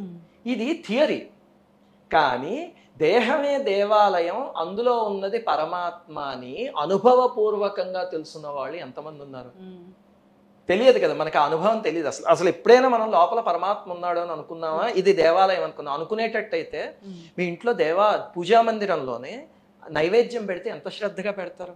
అలాగే పిల్లలు ఏదో తినేబోతున్నారు అనుకోండి, దేవుడికి నైవేద్యం అప్పుడే తినకూడదు, ఆగు అని చెప్పి చక్కగా పెడతారా. మరి మనం ఇందులో నానా అడ్డమైనవి వేసేస్తూ తిండి కానీ తాగేవి కానీ అన్ని వేస్తూ ఉంటామా. అంటే ఎంతమందికి ఆ లోపల ఇది దేవాలయం, లోపల దేవుడు ఉన్నాడు అనే స్పృహ ఎంతమందికి ఉంది? లేదంతే కదా. సో అది థియరీ. మనలో ఉన్న భగవంతుడు, ఇప్పుడు ఇది దేవాలయము, ఇది దేవుడు అయితే లోపల ఉన్నది, మన పక్కవాడిలో ఉన్నది వాడికి దేవాలయం, వాడి లోపల ఉన్నది దేవుడే కదా. మరి అలాంటప్పుడు పక్కవాడు ఏదైనా తిడితే మనం ఆవేశపడిపోతాం, పక్కవాడు గిడితే ఆనందపడిపోతాం, వాడిని బాధ పెడుతూ ఉంటాం. దేవుడైతే మరి ఎందుకు చేస్తున్నాం అంటే మనకి ఆ థియరీ తెలుసు తప్ప ప్రాక్టికల్ తెలియదు. ఆ ప్రాక్టికల్ని చేస్తూ ఉంటే పూజ కానీ లేకపోతే ఆలయానికి వెళ్ళడం కానీ కొన్నాళ్ళకి అది తెలుస్తుంది. తెలిసి అప్పుడు మిగతా వాళ్ళందరినీ, అలా పూర్తిగా తెలుసున్న వాళ్ళు రమణ మహర్షి లాంటి ముక్త పురుషులు. వాళ్ళకైతే తనలో ఉన్నది దేవుడే అని తెలుసు. అందుకే రమణ మహర్షి అంత ఆత్రంగా అరుణాచలం వచ్చిన ఆయన ఒక్కసారి అరుణాచలేశ్వరుని దర్శించుకుని ఇంకా తర్వాత ఎప్పుడు వెళ్ళే ఆలయం పక్కనే ఉన్నా సరే అలా ప్రకృతిలోనే భగవంతుని చూసుకుంటూ ఉండేవారు. ఆయనకి అది తెలిసింది అనుభవపూర్వకంగా. అందుకని నాలో ఉన్న అరుణాచలేశ్వరుడు ఆ గుళ్ళో ఉన్నాడు, అక్కడికి వెళ్ళడం ఎందుకు, ఇక్కడ చూసుకుంటా అనుకున్నారు. అది ఎలా తెలిసింది ఆయనకి అంటే, ఆయనకి సర్కోమా వ్యాధి వచ్చింది. వస్తే ఆపరేషన్ చేస్తా వాళ్ళంటే మొత్తం అక్కర్లేదు నాకు అని చెప్పారు. మొత్తం తీసుకోలే, దాన్ని అలా చూసుకుంటూ వాళ్ళు చేస్తూ ఉంటే సర్జరీ హాయిగా అలా చూస్తూ కూర్చున్నారు. మరి మనం అలా ఉండగలమా? అంటే మనకి ఇది దేహం, లోపల దేవుడు ఉన్నాడు, ఇవన్నీ కూడా థియరీ. ఆయనకి ప్రాక్టికల్ కాబట్టి ఆయన గుడికి వెళ్ళలేదు. దీన్ని కూడా ఇది ఒక దేవాలయం, ఆ దేవాలయంలో ఏదో మరమ్మత్తు జరుగుతుంటే నేను పక్కన కూర్చుని ఇలా చూస్తున్నాను అన్నట్టు చూసారు. అది ఆ అనుభవం వేరు, ఆ థియరీ వేరమ్మా. ఇంకొక మహాత్ముడు మాస్టర్కే గారే అనుకుంటా ఒక చోట చెప్తారు, see God through the temple, not in the temple అని. చాలా అద్భుతమైన మాట. మనం భగవంతుణ్ణి ఆలయం ద్వారా చూడాలి తప్ప ఆలయంలో చూడకూడదు. ఆలయం భగవంతుని చూడటానికి ఒక మార్గం తప్ప అందులో భగవంతుడు ఉన్నాడు అనుకున్నాం, ఆ విగ్రహంలోనే భగవంతుడు ఉన్నాడు అనుకున్నాం అంటే అది పొరపాటు. అందులో ఉన్న భగవంతుడే అన్ని చోట్ల ఉన్నాడు అని ఆలయం ద్వారా తెలుసుకోవాలి. గురూజీ, అయితే ప్రత్యేకమైన రోజులు ఉంటాయి, ఖచ్చితంగా ఆ రోజు దైవ దర్శనం చేయాలనేది ఒక రూల్ ఉంటుంది. అందరికీ సాధ్యం కాని పని, తొక్కిసలాట్లు జరుగుతూ ఉంటాయి, మనం చూస్తూ ఉంటాము. అంటే అదే రోజు దైవ దర్శనం చేయాలి, ఆ రోజు చేస్తేనే మాకు కష్టాలు తొలుగుతాయి, లేదా మాకు అంతా మంచి జరుగుతుంది అనుకునే వాళ్ళకి ఏం చెప్తారండి? అమ్మా, మేము ఛానల్ ప్రారంభించడానికి ఇంకొక ఆశయం ఇది. మీరు చెప్పింది, ఇప్పుడు శివరాత్రి వచ్చింది అనుకోండి, శివాలయాల దగ్గర తొక్కిసలాట, లేకపోతే అరుణాచలం, కాశీ అక్కడ తొక్కిసలాట. మేము నేర్పింది ఏమిటంటే 10 నిమిషాల్లో రుద్రంతో అభిషేకం ఎలా చేసుకోవాలి. మామూలుగా రుద్ర మంత్రాలు చదవాలంటే వేద మంత్రాలు చాలా కష్టం. దానికి సురాదయ మహర్షి అని ఒక ఆయన చిన్న స్తోత్రం ఇచ్చారు. అది రుద్రం ఎలాంటిదో ఈ స్తోత్రం అలాంటిది. దీంతో అయితే ఏ కులం వాళ్ళైనా చేసేసుకోవచ్చు. అది మొత్తం ఆడియో ఒక 5-6 మినిట్స్ ఉంటుంది. అది చేసి పెట్టాం. దాని తర్వాత లక్షలాది మంది ఏం చేస్తున్నారంటే అర్ధరాత్రి లింగోద్భవ సమయానికి ఆలయానికి వెళ్ళటంలే, హాయిగా ఇంట్లో కూర్చుని ఒక చిన్న శివలింగం తెచ్చుకుని వాళ్ళే అభిషేకం చేసుకుని ఆలయానికి వెళ్ళినంత ఆనందపడుతున్నారు. అలా అందరూ చేయగలిగితే తొక్కిసలాట్లు ఉండవు. అందరూ ఏమనుకుంటారంటే ఆలయానికి వెళితే అక్కడ ఏదో పుణ్యం ఎక్కువ వచ్చేస్తుంది అనుకుంటారు. ఏం లేదమ్మా, మనం ఇంట్లో అయినా శ్రద్ధగా చేయగలిగితే అక్కడ కూడా పుణ్యం వస్తుంది. కన్నప్ప వెళ్ళే సమయానికి కాళహస్తీశ్వర ఆలయం లేదు, అది అడవిలో ఉన్న ఒక శివలింగం. మరి ఆయన దగ్గర అక్కడికి వెళ్ళి ఆయన మోక్షాన్ని పొందాడా? అలాగే మన ఇంట్లో ఉన్న శివలింగంతో మనం కూడా మోక్షం సంపాదించవచ్చు. ఈ పండగలప్పుడు ఎందుకు వెళ్ళాలి అని పెట్టారంటే, మన బిజీ జీవితాల్లో ఎప్పుడూ వెళ్ళటరా వీళ్ళ ఆలయానికి అని చెప్పి కనీసం పండుగ రోజైనా వెళ్తాడు అని పెట్టారు. అక్కడికి వెళ్ళి తొక్కిసలాట్లు వాటి కన్నా కావాలంటే దాని ముందు రోజు దాని తర్వాత రోజు వెళ్ళి దైవ దర్శనం చేసుకోండి, ఆ రోజు ఇంట్లో కూర్చొని పూజ చేసుకోండి. ఎలా చేసినా చిత్తశుద్ధితో చేయగలిగితే, భక్తితో చేయగలిగితే తప్పకుండా భగవంతుని చేరచ్చు. చక్కగా చెప్పారండి. అయితే ఆదివారానికి చాలా ప్రత్యేకత ఉంది, ప్రత్యేక స్థానం ఉంది. అది ఆదివారం సూర్య భగవానుడికి ఇష్టమైన రోజు అలా చెప్తూ ఉంటారు కదా గురూజీ. అదే ఆదివారాన్ని మనం వేరేలాగా చేస్తూ ఉన్నాము. ఇది మీరు అడిగిన ప్రశ్న కరెక్టేనమ్మా. అది సనాతన ధర్మంలో అయితే వారం ప్రారంభం అయ్యేది ఆదివారంతో. మనకి ఇప్పుడు నవగ్రహాలు చూడండి, ఆదిత్యాయ చ సోమాయ చ మంగళాయ బుధాయ చ గురు శుక్ర శనిభ్యశ్చ. ఆర్డర్ చూస్తే మీరు ఆదిత్యాయ చ ఆదివారంతోనే ప్రారంభం అవుతుంది. అలాగే దాని పేరే ఆదివారం. ఆది అంటే ఫస్ట్ అని అర్థం. ఆదివారం అనేది ఫస్ట్. కానీ బ్రిటిషర్స్ వచ్చాక ఏం చేస్తారంటే వాళ్ళు ఈ ఆదివారాన్ని ఒక హాలిడే కింద చేస్తారు. మన సంస్కృతి మీద, మన ధర్మం మీద దెబ్బ కొట్టడానికి చేసిన పనుల్లో అదొక పని. ఆదివారాన్ని ఒక హాలిడే, జాలీడే కింద తయారు చేసి నీ వీక్ సోమవారంతో మొదలవుతుంది. అని పెట్టారు, మండే తోటి. కానీ మనకి ఆ వారం ప్రారంభం అయ్యేది ఆదివారంతో. దాంతో మన ఋషులు ఏం చెప్పారంటే స్త్రీ తైల మధుమాంసాన్ని రవివారే విసర్జయేత్ అని చెప్పారు. అంటే ఆదివారం వస్తే స్త్రీ సంగమం కూడదు ఆ రోజు, ఓకే, మధువు మాంసము ఇవేమీ కూడదు అని. దాన్ని బ్రిటిష్ వాడు వెన్ను విరిచేశాక దురదృష్టం ఏమిటంటే ఇప్పుడు రోడ్ల మీదకి వెళ్ళి చూడండి, ఆదివారం అయితే ఈ మాంసం అంగళ్ళ దగ్గర క్యూలు ఉంటాయి, అలాగే మధువు దగ్గర అయితే ఇంక చెప్పక్కర్లేదు, తొక్కిసలాట్లు కూడా జరుగుతాయి. అవన్నీ ఆదివారం నాడే చేయడానికి కారణం బ్రిటిష్ వాడు చేసిన పని.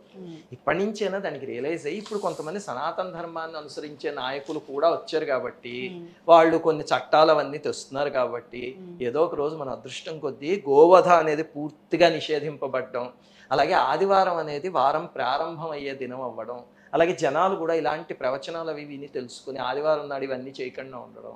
ఆదివారం నాడే కాదు, ఏ రోజు చేయకుండా ఉంటే మంచిదే, కానీ ముఖ్యంగా ఆదివారం నాడు అలా చేయగలిగితే కనుక ఇంకా బాగుంటుంది ప్రకృతికి వాళ్ళకి కూడా.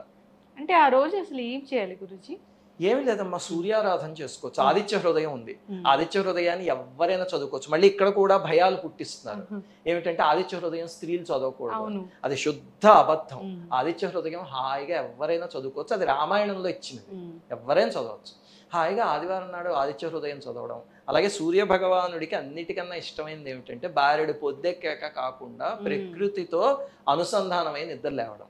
చూడండి, ఇప్పుడు మీరు ఏ పక్షికైనా జంతువుకైనా చక్కగా భోజనం పెట్టి మన ఇంట్లో ఉన్న పెట్స్ తప్ప ఆ పెట్స్కి దురదృష్టవశాత్తు మన దుర్లక్షణాలే వస్తూ ఉంటాయి. ప్రకృతికి వెళ్ళి చూడండి, అన్ని తెల్లారేసరికి లేచేస్తాయి. అంటే అవి సూర్యుడికి సింక్ అయ్యి ఉన్నాయి. సూర్యకిరణాలు పడేసరికి ముందే, అంతకుముందే తెల్లవారుజామున లేచేస్తాయి. రాత్రి మళ్ళీ 8, 9 అయ్యేసరికి చూడండి ఎక్కడ ప్రకృతిలో పక్షులు అరవడం, కాకులు అరవడం ఇదేం వినిపించదు అసలు. సూర్యాస్తమయం అయ్యేసరికి వచ్చి తినేసి హాయిగా పడుకుంటే అంతే. అవి అలా అనుసంధానమై ఉన్నాయి. మనం దాని నుంచి దూరం వచ్చేస్తాం. మనం రాత్రులు 1 గంటలు 2 వరకు టీవీలు చూస్తాం, పొద్దున మధ్యాహ్నం 12ంటికి లేస్తాం. అప్పుడు బ్రష్ ఉచ్చుకుని శుభ్రంగా ఏదో ట్రాఫీ పుచ్చుకున్నట్టుగా బ్రష్ ఉచ్చుకుని బాల్కనీలో నించుని బ్రష్ చేసుకుంటూ ఉంటాం. అది మనిషి మార్చుకోవాల్సిన విషయం. భగవంతుడు ఏం చేస్తాడంటే అది అదృష్టమో దురదృష్టమో తెలియదు, కానీ ఈ జంతువులన్నిటికీ వాటిని సృష్టించాక వాటి రిమోట్ ప్రకృతి చేతిలోనే ఉంది. మనిషి ఒక్కడికి మాత్రం రిమోట్ వీడికి ఇచ్చేసాడు, మరే నీకు జ్ఞానం ఇస్తున్నాను, ఇష్టం వచ్చినట్టు చేయాలి. మనిషి ఇవన్నీ చేస్తున్నాడు ప్రకృతికి నుంచి దూరం అయిపోయి. అందుకే బర్డ్స్ కానీ యానిమల్స్ కానీ ఒక జబ్బు కూడా రాదు. చూడండి, అవి ప్రకృతితో హాయిగా. కుక్కలు చూడండి ఎంత విచిత్రమో, వాటికి ఏదో అడ్డమైన గడ్డి పెట్టి మనం పాడి చేస్తాం అనుకోండి, మీరు గమనిస్తే కనుక కుక్కలను పెంచుకున్న వాళ్ళకి తెలుసు, కొన్ని సార్లు అవి ఒక రోజంతా ఏం తినవు. ఆ తర్వాత వెళ్ళి వాము లాంటి మొక్కలు ఉంటాయి, వాము అంటారు తెలుసా, తిక్కుగా ఉంటుంది, అవి తినేస్తూ ఉంటాయి. అప్పుడు మాత్రమే తింటాయి, ఇంకెప్పుడు తినవు. దానికి అసలు ఎలా తెలిసింది ఆ వాము తినాలి, ఆ రోజంతా ఏమి తినకూడదు అని? దానికి ప్రకృతి చెప్తుంది చక్కగా. మనిషికి చెప్పడానికి వాడి చెవులు మూసేసుకుంటాడు. ప్రకృతి చెప్పింది ఏది మనిషి విండు, వాడు అనుకున్నదే వాడు చేస్తాడు అంతే. రకరకాల ఫుడ్స్ అవి పెడుతూ ఉంటారు, పాడైపోయిన ఫుడ్స్ కూడా పెడుతూ ఉంటారు. ఇప్పుడు వీధి కుక్కలు ఉంటాయి గురుజీ, వాటికి అన్ని పాడైపోయిన ఫుడ్స్ పెట్టడము, వాటి హెల్త్ ని మనమే పాడు చేస్తున్నాం. పాపం వాటికి కూడా దిక్కులేదు, ఇంకేమిటంటే ఆకలి ఉంటుంది కదా, దాంతో ఏది పెట్టినా తినేస్తుంటాయి. ఇంకొకటి ఏంటంటే ఈ మధ్య చాలా ఆదివారం అవి పెట్టండి, మంగళవారం ఇవి పెట్టండి అని వాటి హెల్త్ ని మళ్ళీ మనం పాడు చేసుకునేలా చెప్తూ ఉన్నారు. వాటిని ప్రకృతిలో వదిలేస్తే హాయిగా ఉంటాయి. మనిషి జాడ్యాలన్నీ వాటికి కూడా కలిపితే అప్పుడు వీళ్ళలాగే తయారవుతాయి కూడా. అవును. అయితే గురూజీ, ఇప్పుడు రామాయణ మహాభారత గ్రంథాలు మనము వాటి గురించి తెలుసుకోవాలి, చదవాలి, ఇలా నియమనిష్టలతో వాటిని మనం పూజించాలి ఇలా చెప్తూ ఉంటారు. అయితే ఇవి ఇప్పుడు షోకేసులో ఉండిపోతున్నాయి, ఏం చెప్తారండి? ఏం లేదమ్మా, మొట్టమొదట షోకేస్లో ఉన్నాయి అంటే ఆ ఇంటికి రామాయణం మహాభారతం భాగవతం వచ్చేయనే కదా అర్థం. అంతవరకు మొట్టమొదటి సంతోషించాలి. షాపులో అల్మర్లో ఉండే కన్నా మన ఇంటి షోకేస్ వరకు రావడం అనేది మొట్టమొదటి సంతోషించాల్సిన విషయం. కనీసం వాళ్ళకి ఆ సద్బుద్ధి పుట్టింది. రెండోది ఏమిటి అంటే ఇంటికి తీసుకొచ్చాక రోజు చదువుతూ ఉంటే చక్కగా మంచిది. ఇప్పుడు వేదం చదవాలనుకోండి, వేదం చాలా అబ్స్ట్రాక్ట్గా ఉంటుంది, అందులో ఏం అర్థం కాదు, అలా ఉంటుంది. దానికి వేదార్థం తెలుసుకోవాలంటే అది ఒక ప్రక్రియ. ఎక్కడో గురువులు సామవేదం వారు, చాగంటి వారు, అధిపతి పద్మాకర్ గారు ఇలాంటి వాళ్ళు వేదానికి అర్థం అవన్నీ చెప్తూ ఉంటారు. అలా తెలుసుకోవడం అది శ్రమతో కూడిన ప్రక్రియ. అలా అక్కర్లేకుండా ఇప్పుడు రామాయణం భారతం భాగవతం ఉన్నాయి, అవి కథలు, దాన్ని ఎవడే చెప్పక్కర్లే. మనకి ఇప్పుడు గీతా ప్రెస్ వాళ్ళ పుస్తకాలు ఉన్నాయి, వాళ్ళు చక్కగా ఏం చేస్తారు, ఇటుపక్క శ్లోకాలు, రామాయణం తీసుకుంటే మొత్తం 24,000 శ్లోకాలు, ఇటుపక్క శ్లోకాలు, ఇటుపక్క తెలుగులో అర్థాలు, అలాగే అన్ని దేశ భాషల్లో అర్థాలు. ఇంతంత పుస్తకాలు 3, ఆ 3 కలిపి 800 రూపాయలు. ఎంత చవకది. 800 అంటే మనం దేనికైనా సినిమాకో తిండికో ఖర్చు పెట్టేంత చవక. అందుకని అది తెచ్చుకుని రోజు ఇటు చదవక్కర్లే, ఇటు చక్కగా చదువుకుంటూ వెళ్తే అసలు రామాయణం ఏమిటి, రాముడు ఎలా జీవించాడు అవన్నీ తెలుస్తాయి. పోనీ అది కూడా చేయలేదు అనుకోండి, కనీసం షోకేస్లో తెచ్చి పెట్టుకోమనండి ఫస్ట్. పెట్టుకుంటే కొన్నాళ్ళకి ఏదో సినిమాలో రామాయణం చూడగానే పిల్లవాడు ఏదో అడుగుతాడు. ఇప్పుడు మొన్న ఒక సినిమా వచ్చింది, అది కల్కి అనే సినిమా. అది వచ్చేసరికి మాకు ఛానల్లో మహాభారతం మీద వేలాది మెయిల్స్ వచ్చాయి. ఆ సినిమాలో ఏవో పొరపాట్లు చూపించారు, అది పక్కన పెట్టండి. అలా చూపించినా సరే వాళ్ళు చేసిన మంచి పని ఏమిటంటే మహాభారతం అనే పాయింట్ టచ్ చేయడంతో జనాల్లో మహాభారతంలో ఏముంది అనే అవేర్నెస్ పెరిగింది. ఆ తర్వాత మాబోటి వాళ్ళు ఎవరో ఆ నిజాలు చెప్తారు అంతవరకు. అలాగా అప్పుడు తెలుసుకోవాలని మహాభారతం కల్కిలో ఏం చూపించాడు, కర్ణుడు ఏదో చాలా గొప్పవాడు, అర్జునుడు చాలా తక్కువవాడు అన్నట్టు చాలా. ఇది దాదాపు 1980లు 70ల నుంచి వచ్చిన సినిమాల్లో వచ్చిన దరిద్రపు సాంప్రదాయం చెప్పాలంటే. అయ్యో మహాభారతంలో ఏముంది అని ఆసక్తితో కొంచెం చదివాడు అనుకోండి, ఇంకొక చాప్టర్ చదవాలనిపిస్తుంది. ఆ రకంగా ఇంట్లో ఉన్న పుస్తకాలు ఉపయోగపడతాయి. ఎస్. అయితే గురూజీ, మీరందరూ చెప్తూ ఉంటారు, పెద్దలు దేవతలు ఇలా ఉంటారు, వాళ్ళని పూజించండి, ఇలా మంచి పనులు చేయండి, సత్కర్మలు చేయండి ఇలాగా. అయితే కొందరు నాస్తికులు ఉంటారు, విగ్రహారాధన చేయకండి, దాంట్లో ఏముండదు ఇలాగా. ఈ మధ్య వాళ్ళ సంఖ్య పెరుగుతూ ఉంది. అయితే దీనివల్ల హిందూ ధర్మానికి ఏమైనా ప్రమాదం వాటిల్లేదు అవకాశం ఉందా? అమ్మ, ఒకటి ఏమిటంటే దురదృష్టవశాత్తు వీటి గురించి చెప్పేవాళ్ళు ఎవరు చెప్పాలంటే సబ్జెక్ట్ మ్యాటర్ ఎక్స్పర్ట్ చెప్పాలి. ఎస్ఎంఏ అంటారు మా భాషలో. అది చెప్పకుండా ఇప్పుడు ఒక నాస్తికుడు ఉన్నాడు, ఆయన ఉపాసన చేసి ఆరాధన చేసి ఆలయానికి వెళ్ళి విగ్రహారాధన చేసి అవన్నీ చేసి వచ్చి తర్వాత ఇందుకోసం వద్దు అని చెప్తే అది కరెక్ట్. అంతేగాని అసలు అది ఏమి పరిచయం లేకుండా ఎక్కడో చోట కూర్చుని విగ్రహారాధన ఎందుకు మానేయండి అన్నాడు అంటే తనది కాని రంగంలో అనవసరంగా వేలు పెడుతున్నాడు. ఇప్పుడు ఫర్ ఎగ్జాంపుల్ ఒక మనిషి ఉన్నాడు, ఇప్పుడు నేను సాఫ్ట్వేర్ ప్రొఫెషనల్, అదైతే బ్రహ్మాండంగా చదువుకున్నాను. నేను నాకు మెడిసిన్ అంటే ఏమిటో తెలియదు, సర్జరీ అంటే ఏమిటో తెలియదు. అలాంటిది ఎవరోకో నేను అక్కడ సర్జరీ అంటే అది ఇలా కోస్తే రక్తం అవన్నీ వచ్చేస్తాయట, అందుకని ఎవరు సర్జరీలు చేయకండి అని చెప్పాను అనుకోండి. ఎంత దురదృష్టకరమైన, అసలు నేను మాట్లాడకూడదు అది, ఎందుకంటే that is not my subject. నా సబ్జెక్ట్ కంప్యూటర్, కావాలంటే కంప్యూటర్ ప్రోగ్రామింగ్ గురించి మాట్లాడుకోవాలి తప్ప సర్జరీ చేయొద్దు నువ్వు అని నేను మాట్లాడకూడదు. అది ఎవరు మాట్లాడాలి అంటే ఒక సర్జన్ మాట్లాడాలి. అలాగనే ఉపాసన, విగ్రహం, మూర్తి వీటి గురించి మాట్లాడాలి అంటే ఒక నాస్తికుడు కాదు, అవి చేసిన అతను మాట్లాడాలి. నెక్స్ట్ మీరు విగ్రహారాధన గురించి అడిగారు కాబట్టి చెప్తా. విగ్రహారాధన చెయ్యాలండి చేయకూడదా అంటే చెయ్యాలి, చేయకూడదు రెండు. ఇప్పుడు విగ్రహారాధనకి సింపుల్ టర్మ్స్లో చెప్తాం మీకు. ఒక ఎల్కేజీ కుర్రాడు ఉన్నాడు, వాడు 4-లైన్డ్ బుక్ ఉంటుంది కదా మన చిన్నప్పుడు, అందులోనే రాస్తాడు. ఎందుకంటే ఈ అక్షరం ఈ 2 లైన్లోనే ఉండాలి, పైకి వెళ్తే కనుక కొమ్ము ఇందులోకి రావాలి, కిందకు వస్తే ఇందులోకి రావాలి అని 4 రూల్ బుక్లో చెప్తారు. ఒక ఇంటర్కో లేకపోతే బీటెక్కో వచ్చిన కుర్రవాడికి నువ్వు 4 రూల్డ్ పుస్తకం పట్టుకెళ్ళాలి స్కూల్కి రోజు అని చెప్తారా? చెప్పరు. వైట్ పేజెస్ పుస్తకం ఇచ్చేస్తారు. ఎందుకు? అందులో రాసినా సరే తిన్నగా రాసేస్తాడు. మరి ఈ కుర్రవాడు ఎందుకు రాయలేకపోతున్నాడు, వాడు ఎలా రాయగలుగుతున్నాడు అంటే అభ్యాసం. చిన్నప్పుడు 4 రూల్తో మొదలుపెట్టి తర్వాత ఒక 5th క్లాస్కి వచ్చేసరికి 2 రూల్కి వెళ్ళి తర్వాత వైట్ పేజెస్ బుక్కి వెళ్ళి ఇంటర్కి వచ్చేసరికి రాయడం అనేది అభ్యాసంతో వస్తుంది. విగ్రహారాధన కూడా అంతేనమ్మా. చిన్నప్పుడు అంటే సాధనలో చిన్నప్పుడు మొట్టమొదట పూజా మందిరంలో విగ్రహంలో దేవుణ్ణి చూడడం అలవాటు అవుతుంది, లేకపోతే మనసు నిలవదు, అదొక కోతి లాంటిది. ఆ తర్వాత విగ్రహంలో చూడటం మొదలుపెట్టాక ఆ పక్కనున్న ఫోటోల్లో కూడా చూడడం వస్తుంది. అంటే మొట్టమొదటి ఎలాంటి అజ్ఞానం ఉంటుందంటే ఇప్పుడు ఏదో కృష్ణుడిని పూజిస్తున్నారు అనుకోండి, కృష్ణుడు మాత్రమే దేవుడు, మిగతా వాళ్ళు దేవుడు కాదు. శివుడిని పూజిస్తే శివుడు మాత్రమే దేవుడు, మిగతా వాళ్ళు కాదు అనే అజ్ఞానంలోంచి అన్ని దేవీ దేవతలు ఒకటే స్వరూపం.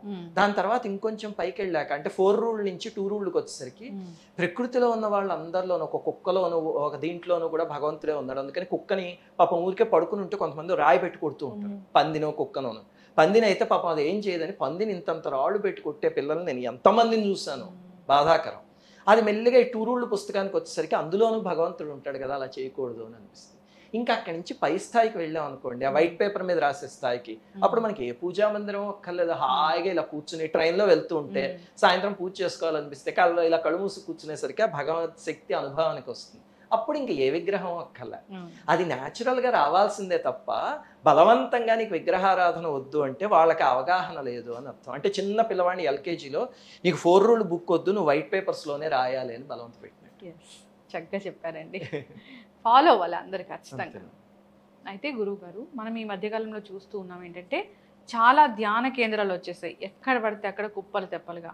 అక్కడ ఏం చెప్తున్నారంటే కుండలిని శక్తిని ఇచ్చేస్తున్నారు.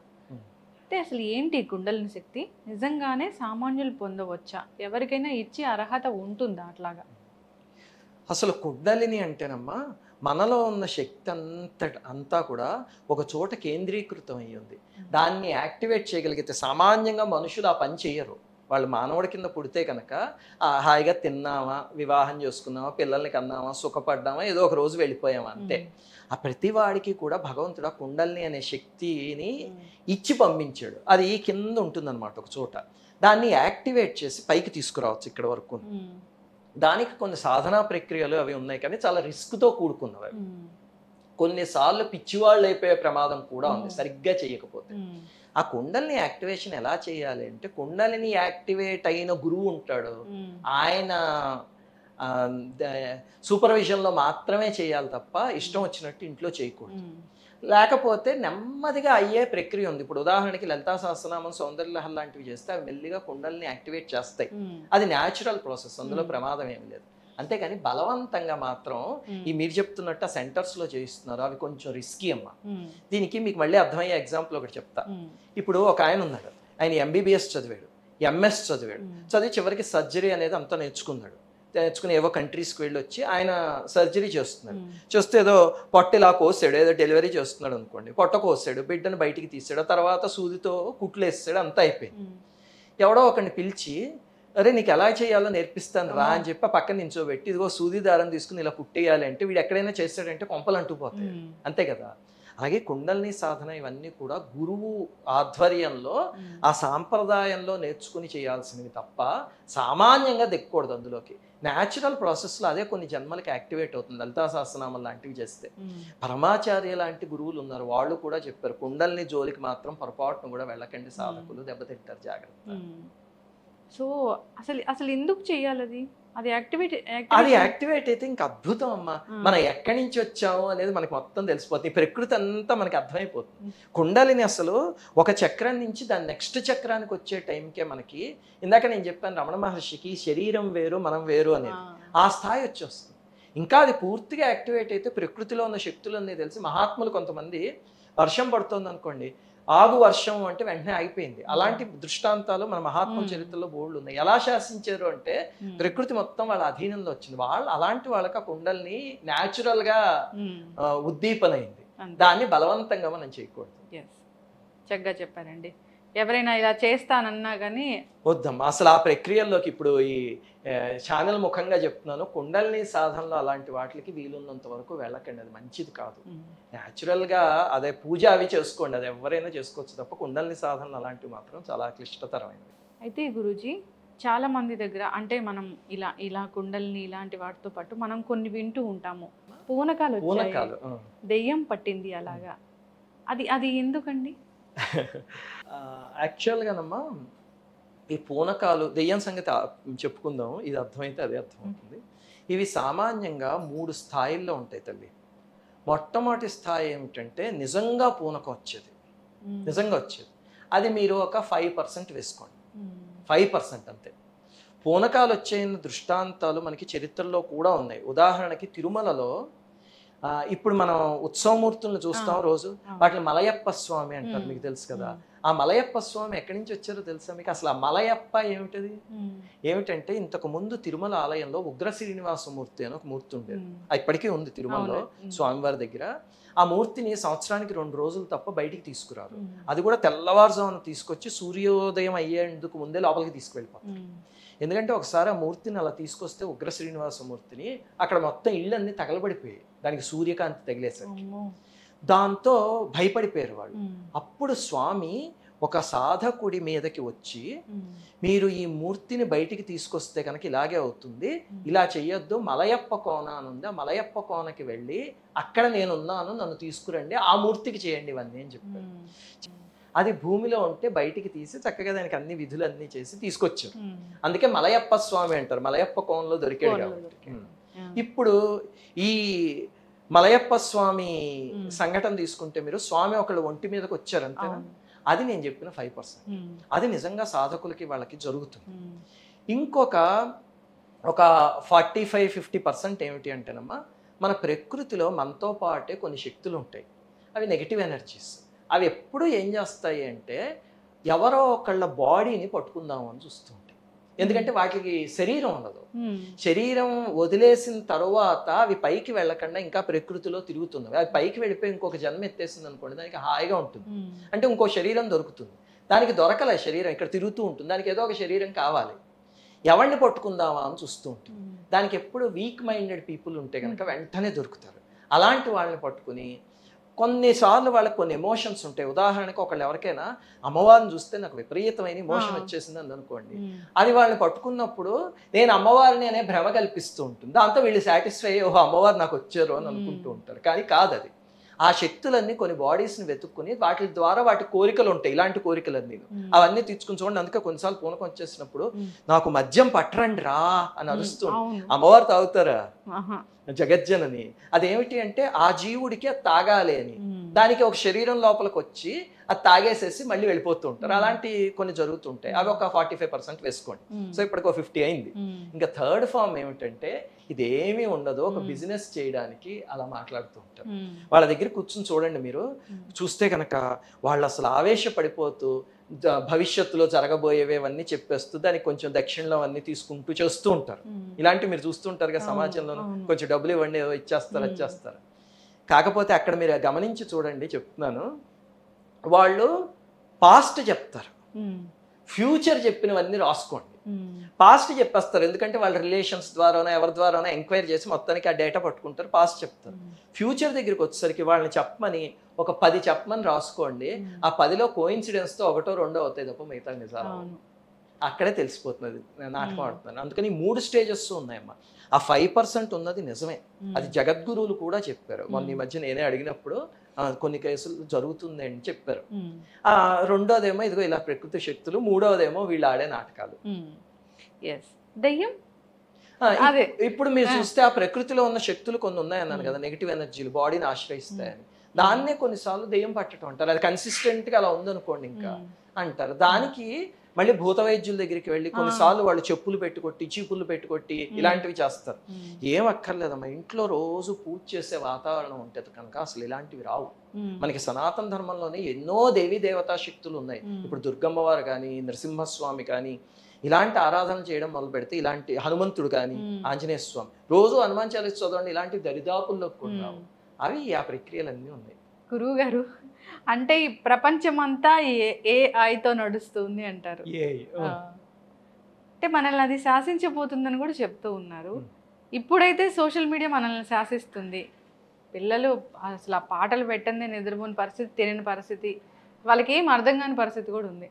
సోషల్ మీడియా, పిల్లలు అడిక్షను, ముందు ముందు ఏఐ రాబోతుంది, వీటి మీద మీ అభిప్రాయం ఏంటండి? అమ్మా, మొట్టమొదటిది ఏమిటంటే ఏఐ అనేది, మేము పనిచేసేది ఆ రంగంలోనే కదా, అందుకని ఏఐ అనేది కొంతవరకు ఉపయోగపడేదే. కాకపోతే ఒకటి గుర్తుపెట్టుకోండి, భగవంతుడు ఇచ్చిన మేధస్సు ఉంది, దాన్ని మాత్రం ఎవరు రీప్లేస్ చేయలేరు. ఇప్పుడు ఏఐ పనిచేస్తుంది కదా, ఆ పని చేయడానికి కోడ్ రాయాల్సిన వాడు మళ్ళీ ప్రోగ్రామరే, వాడు ఉపయోగించేది భగవంతుడు ఇచ్చిన మైండే తప్ప ఈ కోడ్ని కూడా ఏఐ రాసేంత ఇది ఉండదు. వెనకాల మానవుడు అనేది ఉండి తీరాలి.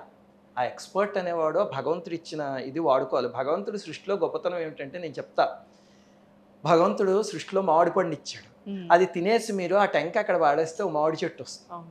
ఓకే, ఒక కంప్యూటర్ని తీసుకెళ్ళి నేలలో పాతితే ఇంకో కంప్యూటర్ రాదు. సో ఈ సైన్స్ అనే దానికి ఒక లిమిటేషన్ ఉంది. మానవ మేధస్సు, ప్రకృతి, భగవంతుడు అవి అన్లిమిటెడ్, అవి సాగుతూనే ఉంటాయి. అందుకని ఏ ఎంతవరకు వచ్చినా పక్కన ఒక మనిషి ఉండాలి. కానీ ఎంతో ఉపయోగం ఏ అంటే, ఇప్పుడు మేము రోజు వాడుకుంటూ ఉంటాం. ఇదివరకు 10 మంది కష్టపడి చేయాల్సిన పని ఏ 10 నిమిషాల్లో చేసేస్తాం. అదే కదా పెద్ద చిక్కు వచ్చి పడిందిగా. అది చిక్కు అనడానికి లేదమ్మా. ఇప్పుడు మేము సాఫ్ట్వేర్ వాళ్ళం కాబట్టి మేము ఎప్పుడు చిక్కు అనుకోం. మేము ఏమనుకుంటాం అంటే we have to upgrade our cells అనుకుంటాం. అది బద్ధకం ఉన్న వాళ్ళు ఉంటారు, వాళ్ళు ఏం చేస్తారంటే బాబా ఇప్పుడు ఏ నేర్చుకోవాలి, వాళ్ళు పాత స్కిల్ సెట్తోనే ఇప్పటికీ బతుకుదామని చూస్తారు. అది అవ్వదు. సాఫ్ట్వేర్ లైఫ్లో ప్రతిరోజు నిత్య విద్యార్థి అంతే. అందుకని అప్గ్రేడ్ చేసుకుంటే ఏలోనే ఒక ప్రోగ్రామర్ అయ్యాడు అనుకోండి చక్కగాను, అప్పుడు ఇంకా బ్రహ్మాండంగా సంపాదించుకోవచ్చు, ఈ పని కూడా చేయొచ్చు. అంటే ఏ వల్ల జాబులు పోతున్నాయి అనే దాంట్లో వాస్తవం లేదు. ఏ వల్ల జాబులు పోతున్నాయి, ఏ వల్ల జాబులు వస్తున్నాయి, రెండూ జరుగుతున్నాయి. ఇప్పుడు ఒక ఆఫీస్ ఉంది, ఆఫీస్లో అన్ని గతంలో పుస్తకాల్లో రాసేవాళ్ళు, అందుకని పుస్తకాల్లో రాసే లాంటి అకౌంటెంట్స్ ఎవరో అవన్నీ జాబులు చేసేవాళ్ళు. ఇప్పుడు తర్వాత కంప్యూటర్లోకి ఎక్కిస్తున్నారు. వీళ్ళ జాబులు పోతాయి కానీ కంప్యూటర్లో ఎక్కిచ్చేటప్పుడు ఆపరేటర్స్కి జాబులు వస్తాయి కదా. అవును. వీళ్ళే కంప్యూటర్ నేర్చుకుంటే వీళ్ళే అక్కడ కూడా పని చేయొచ్చు కదా. ఎప్పుడు సాఫ్ట్వేర్లో అలాగే ఆలోచించుకోవాలి. ఏది వచ్చినా సరే అది చాలా మంచిది, దానికి మనం అప్గ్రేడ్ అవ్వాలి. సో ఇంకా సోషల్ మీడియా విషయానికి వస్తే కనుక మా పిల్లలు సోషల్ మీడియాకి ఎడిక్ట్ అవ్వడం అనేది ఖచ్చితం.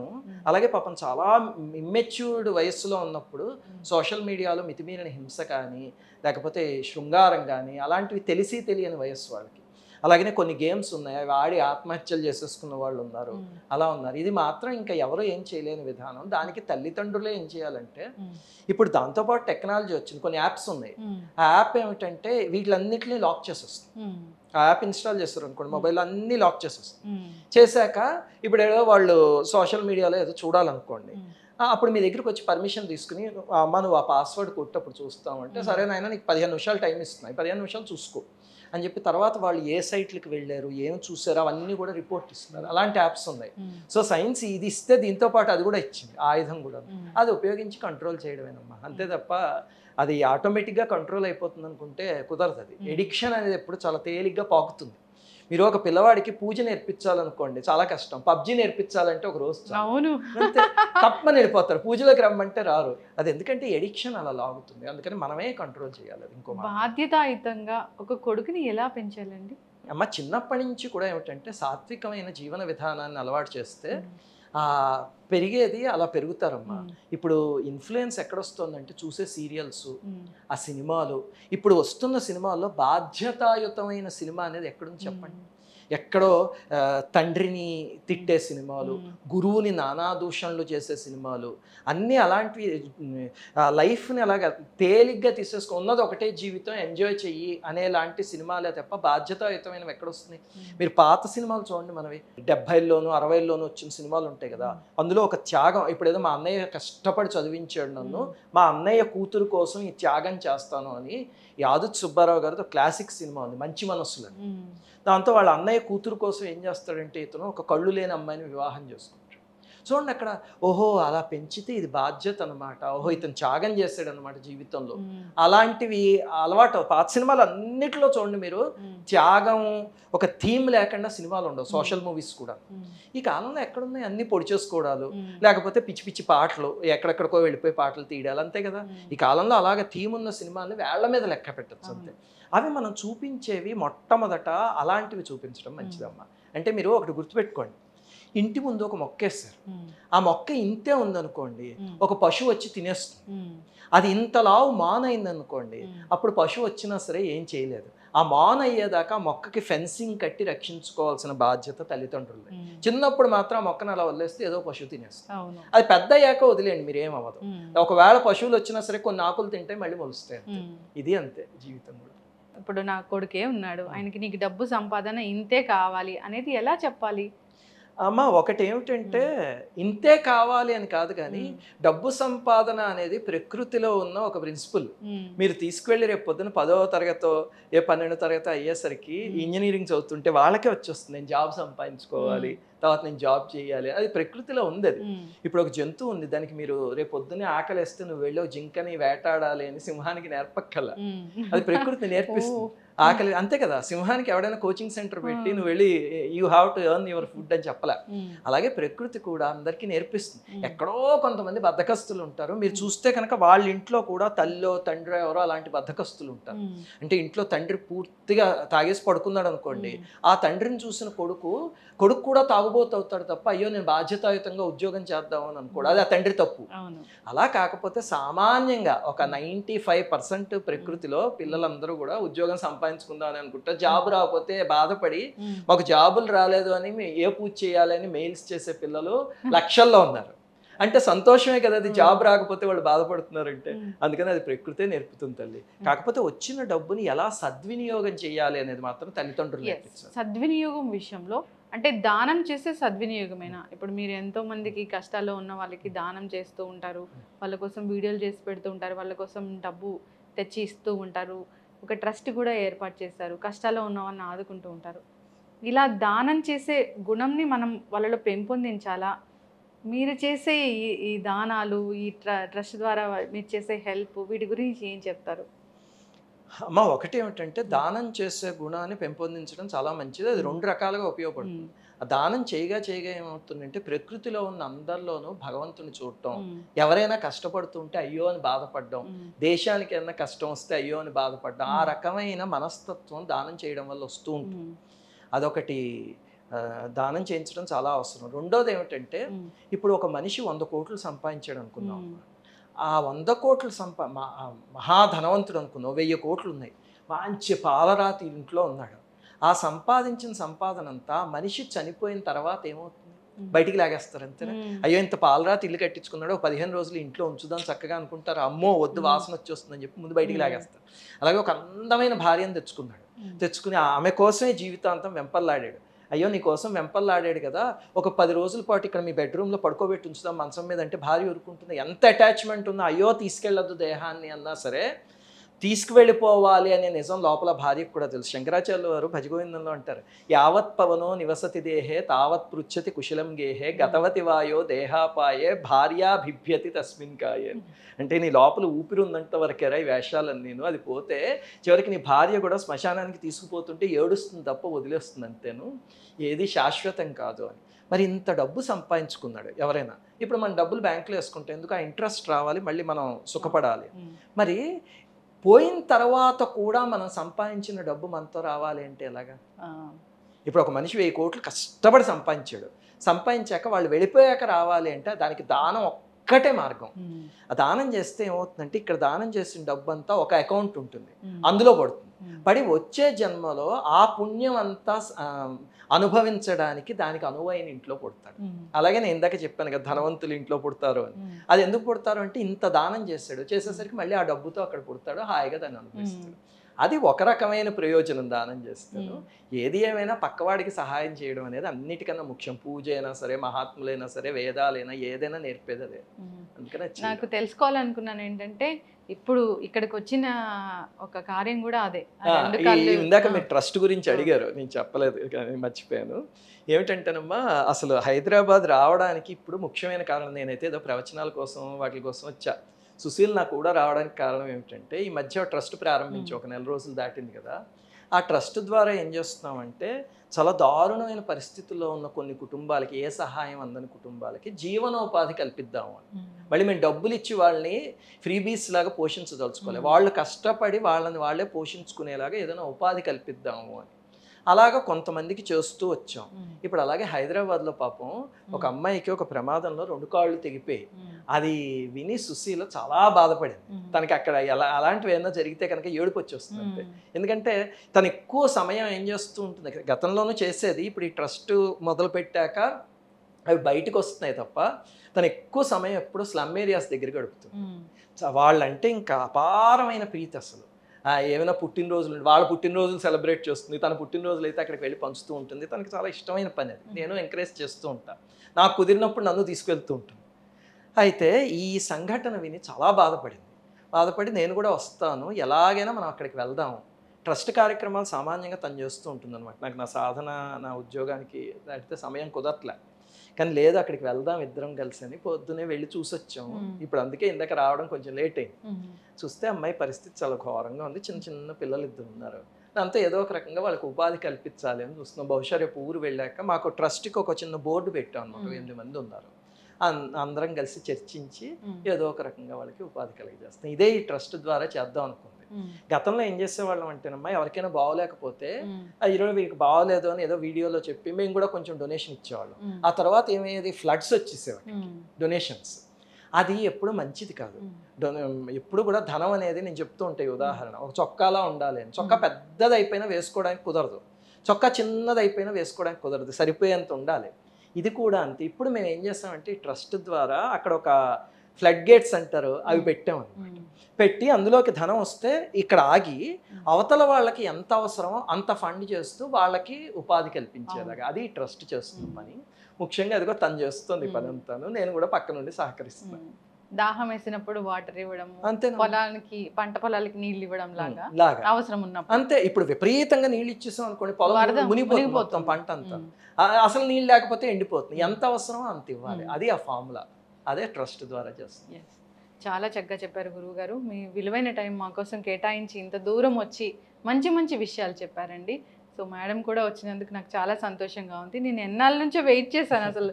అంటే బేసికల్గా నేను ఆ యూట్యూబ్ ఛానల్ ఫాలో అవుతాను. ఈ మేడం కూడా కొత్తగా స్టార్ట్ చేశారు కదా ఛానల్. దాంట్లో అన్ని మంచి మంచి విషయాలు ఉంటాయి, ఇంకా మాకు సంబంధించినవి చాలా ఉంటాయి. సో ఫాలో అవుతాను, చూడాలి చూడాలి అనుకున్నాను. నిజంగా ఆ దేవుడే ఇలా కల్పించాడేమోనన్న ఫీలింగ్ అయితే అంతా నాకు అమ్మవారి సంకల్పం అమ్మా. మీరు దాదాపు నాకు తెలిసి సంవత్సరం పైనుంచి అడుగుతున్నారు. సుశీల్ని అస్తమానం కాంటాక్ట్ చేస్తుంటారు. అమ్మవారు ఈ రోజు కలవమన్నారు, కలిసినప్పుడు కొన్ని విషయాలు చర్చించుకోమన్నారు. అదంతా తల్లి సంకల్పం. ఎస్, మా బీఆర్కే ఛానల్కి వచ్చారు, మంచి మంచి విషయాలు చెప్పారు. ఈ విషయాలు మేమందరికీ మంచి పద్ధతిలో అందిస్తాము. అలాగే వాటిని సరైన పద్ధతిలో సరైన వారికి వెళ్ళేలాగా చేస్తాము. ఎక్కడ మిస్యూస్ కానీ మిస్లీడ్స్ కానీ అలా చేయము. సంతోషం తల్లి. అలాగే మన ఛానల్స్ అన్ని ఇప్పుడు మాలాంటి ప్రైవేట్ యూట్యూబ్ ఛానల్స్ అయినా మీలాంటి శాటిలైట్ ఛానల్స్ అయినా అందరం ధర్మం కోసం మనకు కుదిరినంత అంతో ఇంతో చేద్దాం. అంటే ఆ ధార్మిక్ అవేర్నెస్ ప్రతి వాళ్ళలో క్రియేట్ అవ్వాలి. చూడండి ఇప్పుడు పరిస్థితి చూస్తే దేశంలో యుద్ధం వస్తుందా అనేలాగుంది. ఏదొచ్చినా సరే ఈ దేశం ఏమైపోతే ఏమిటి అని కాకుండా దేశం కోసం నిలబడేలాగా, అవసరమైతే ఈ సైన్యంలో చేరే వాళ్ళలాగా మన తర్వాత తరంలో బోలెడంతమంది శక్తి ఉన్న వాళ్ళందరూ సైన్యంలోకి వెళ్ళి చేరేలాగా అలా ఉత్తేజితం చేసేలాంటి పనులన్నీ మీ ఛానల్స్ ద్వారాను మీరు మేము అందరం కూడా చేద్దాం. అలా చెయ్యాలి అని కోరుకుంటూ శ్రీమాత్రే నమః. Thank you so much. సంతోషం.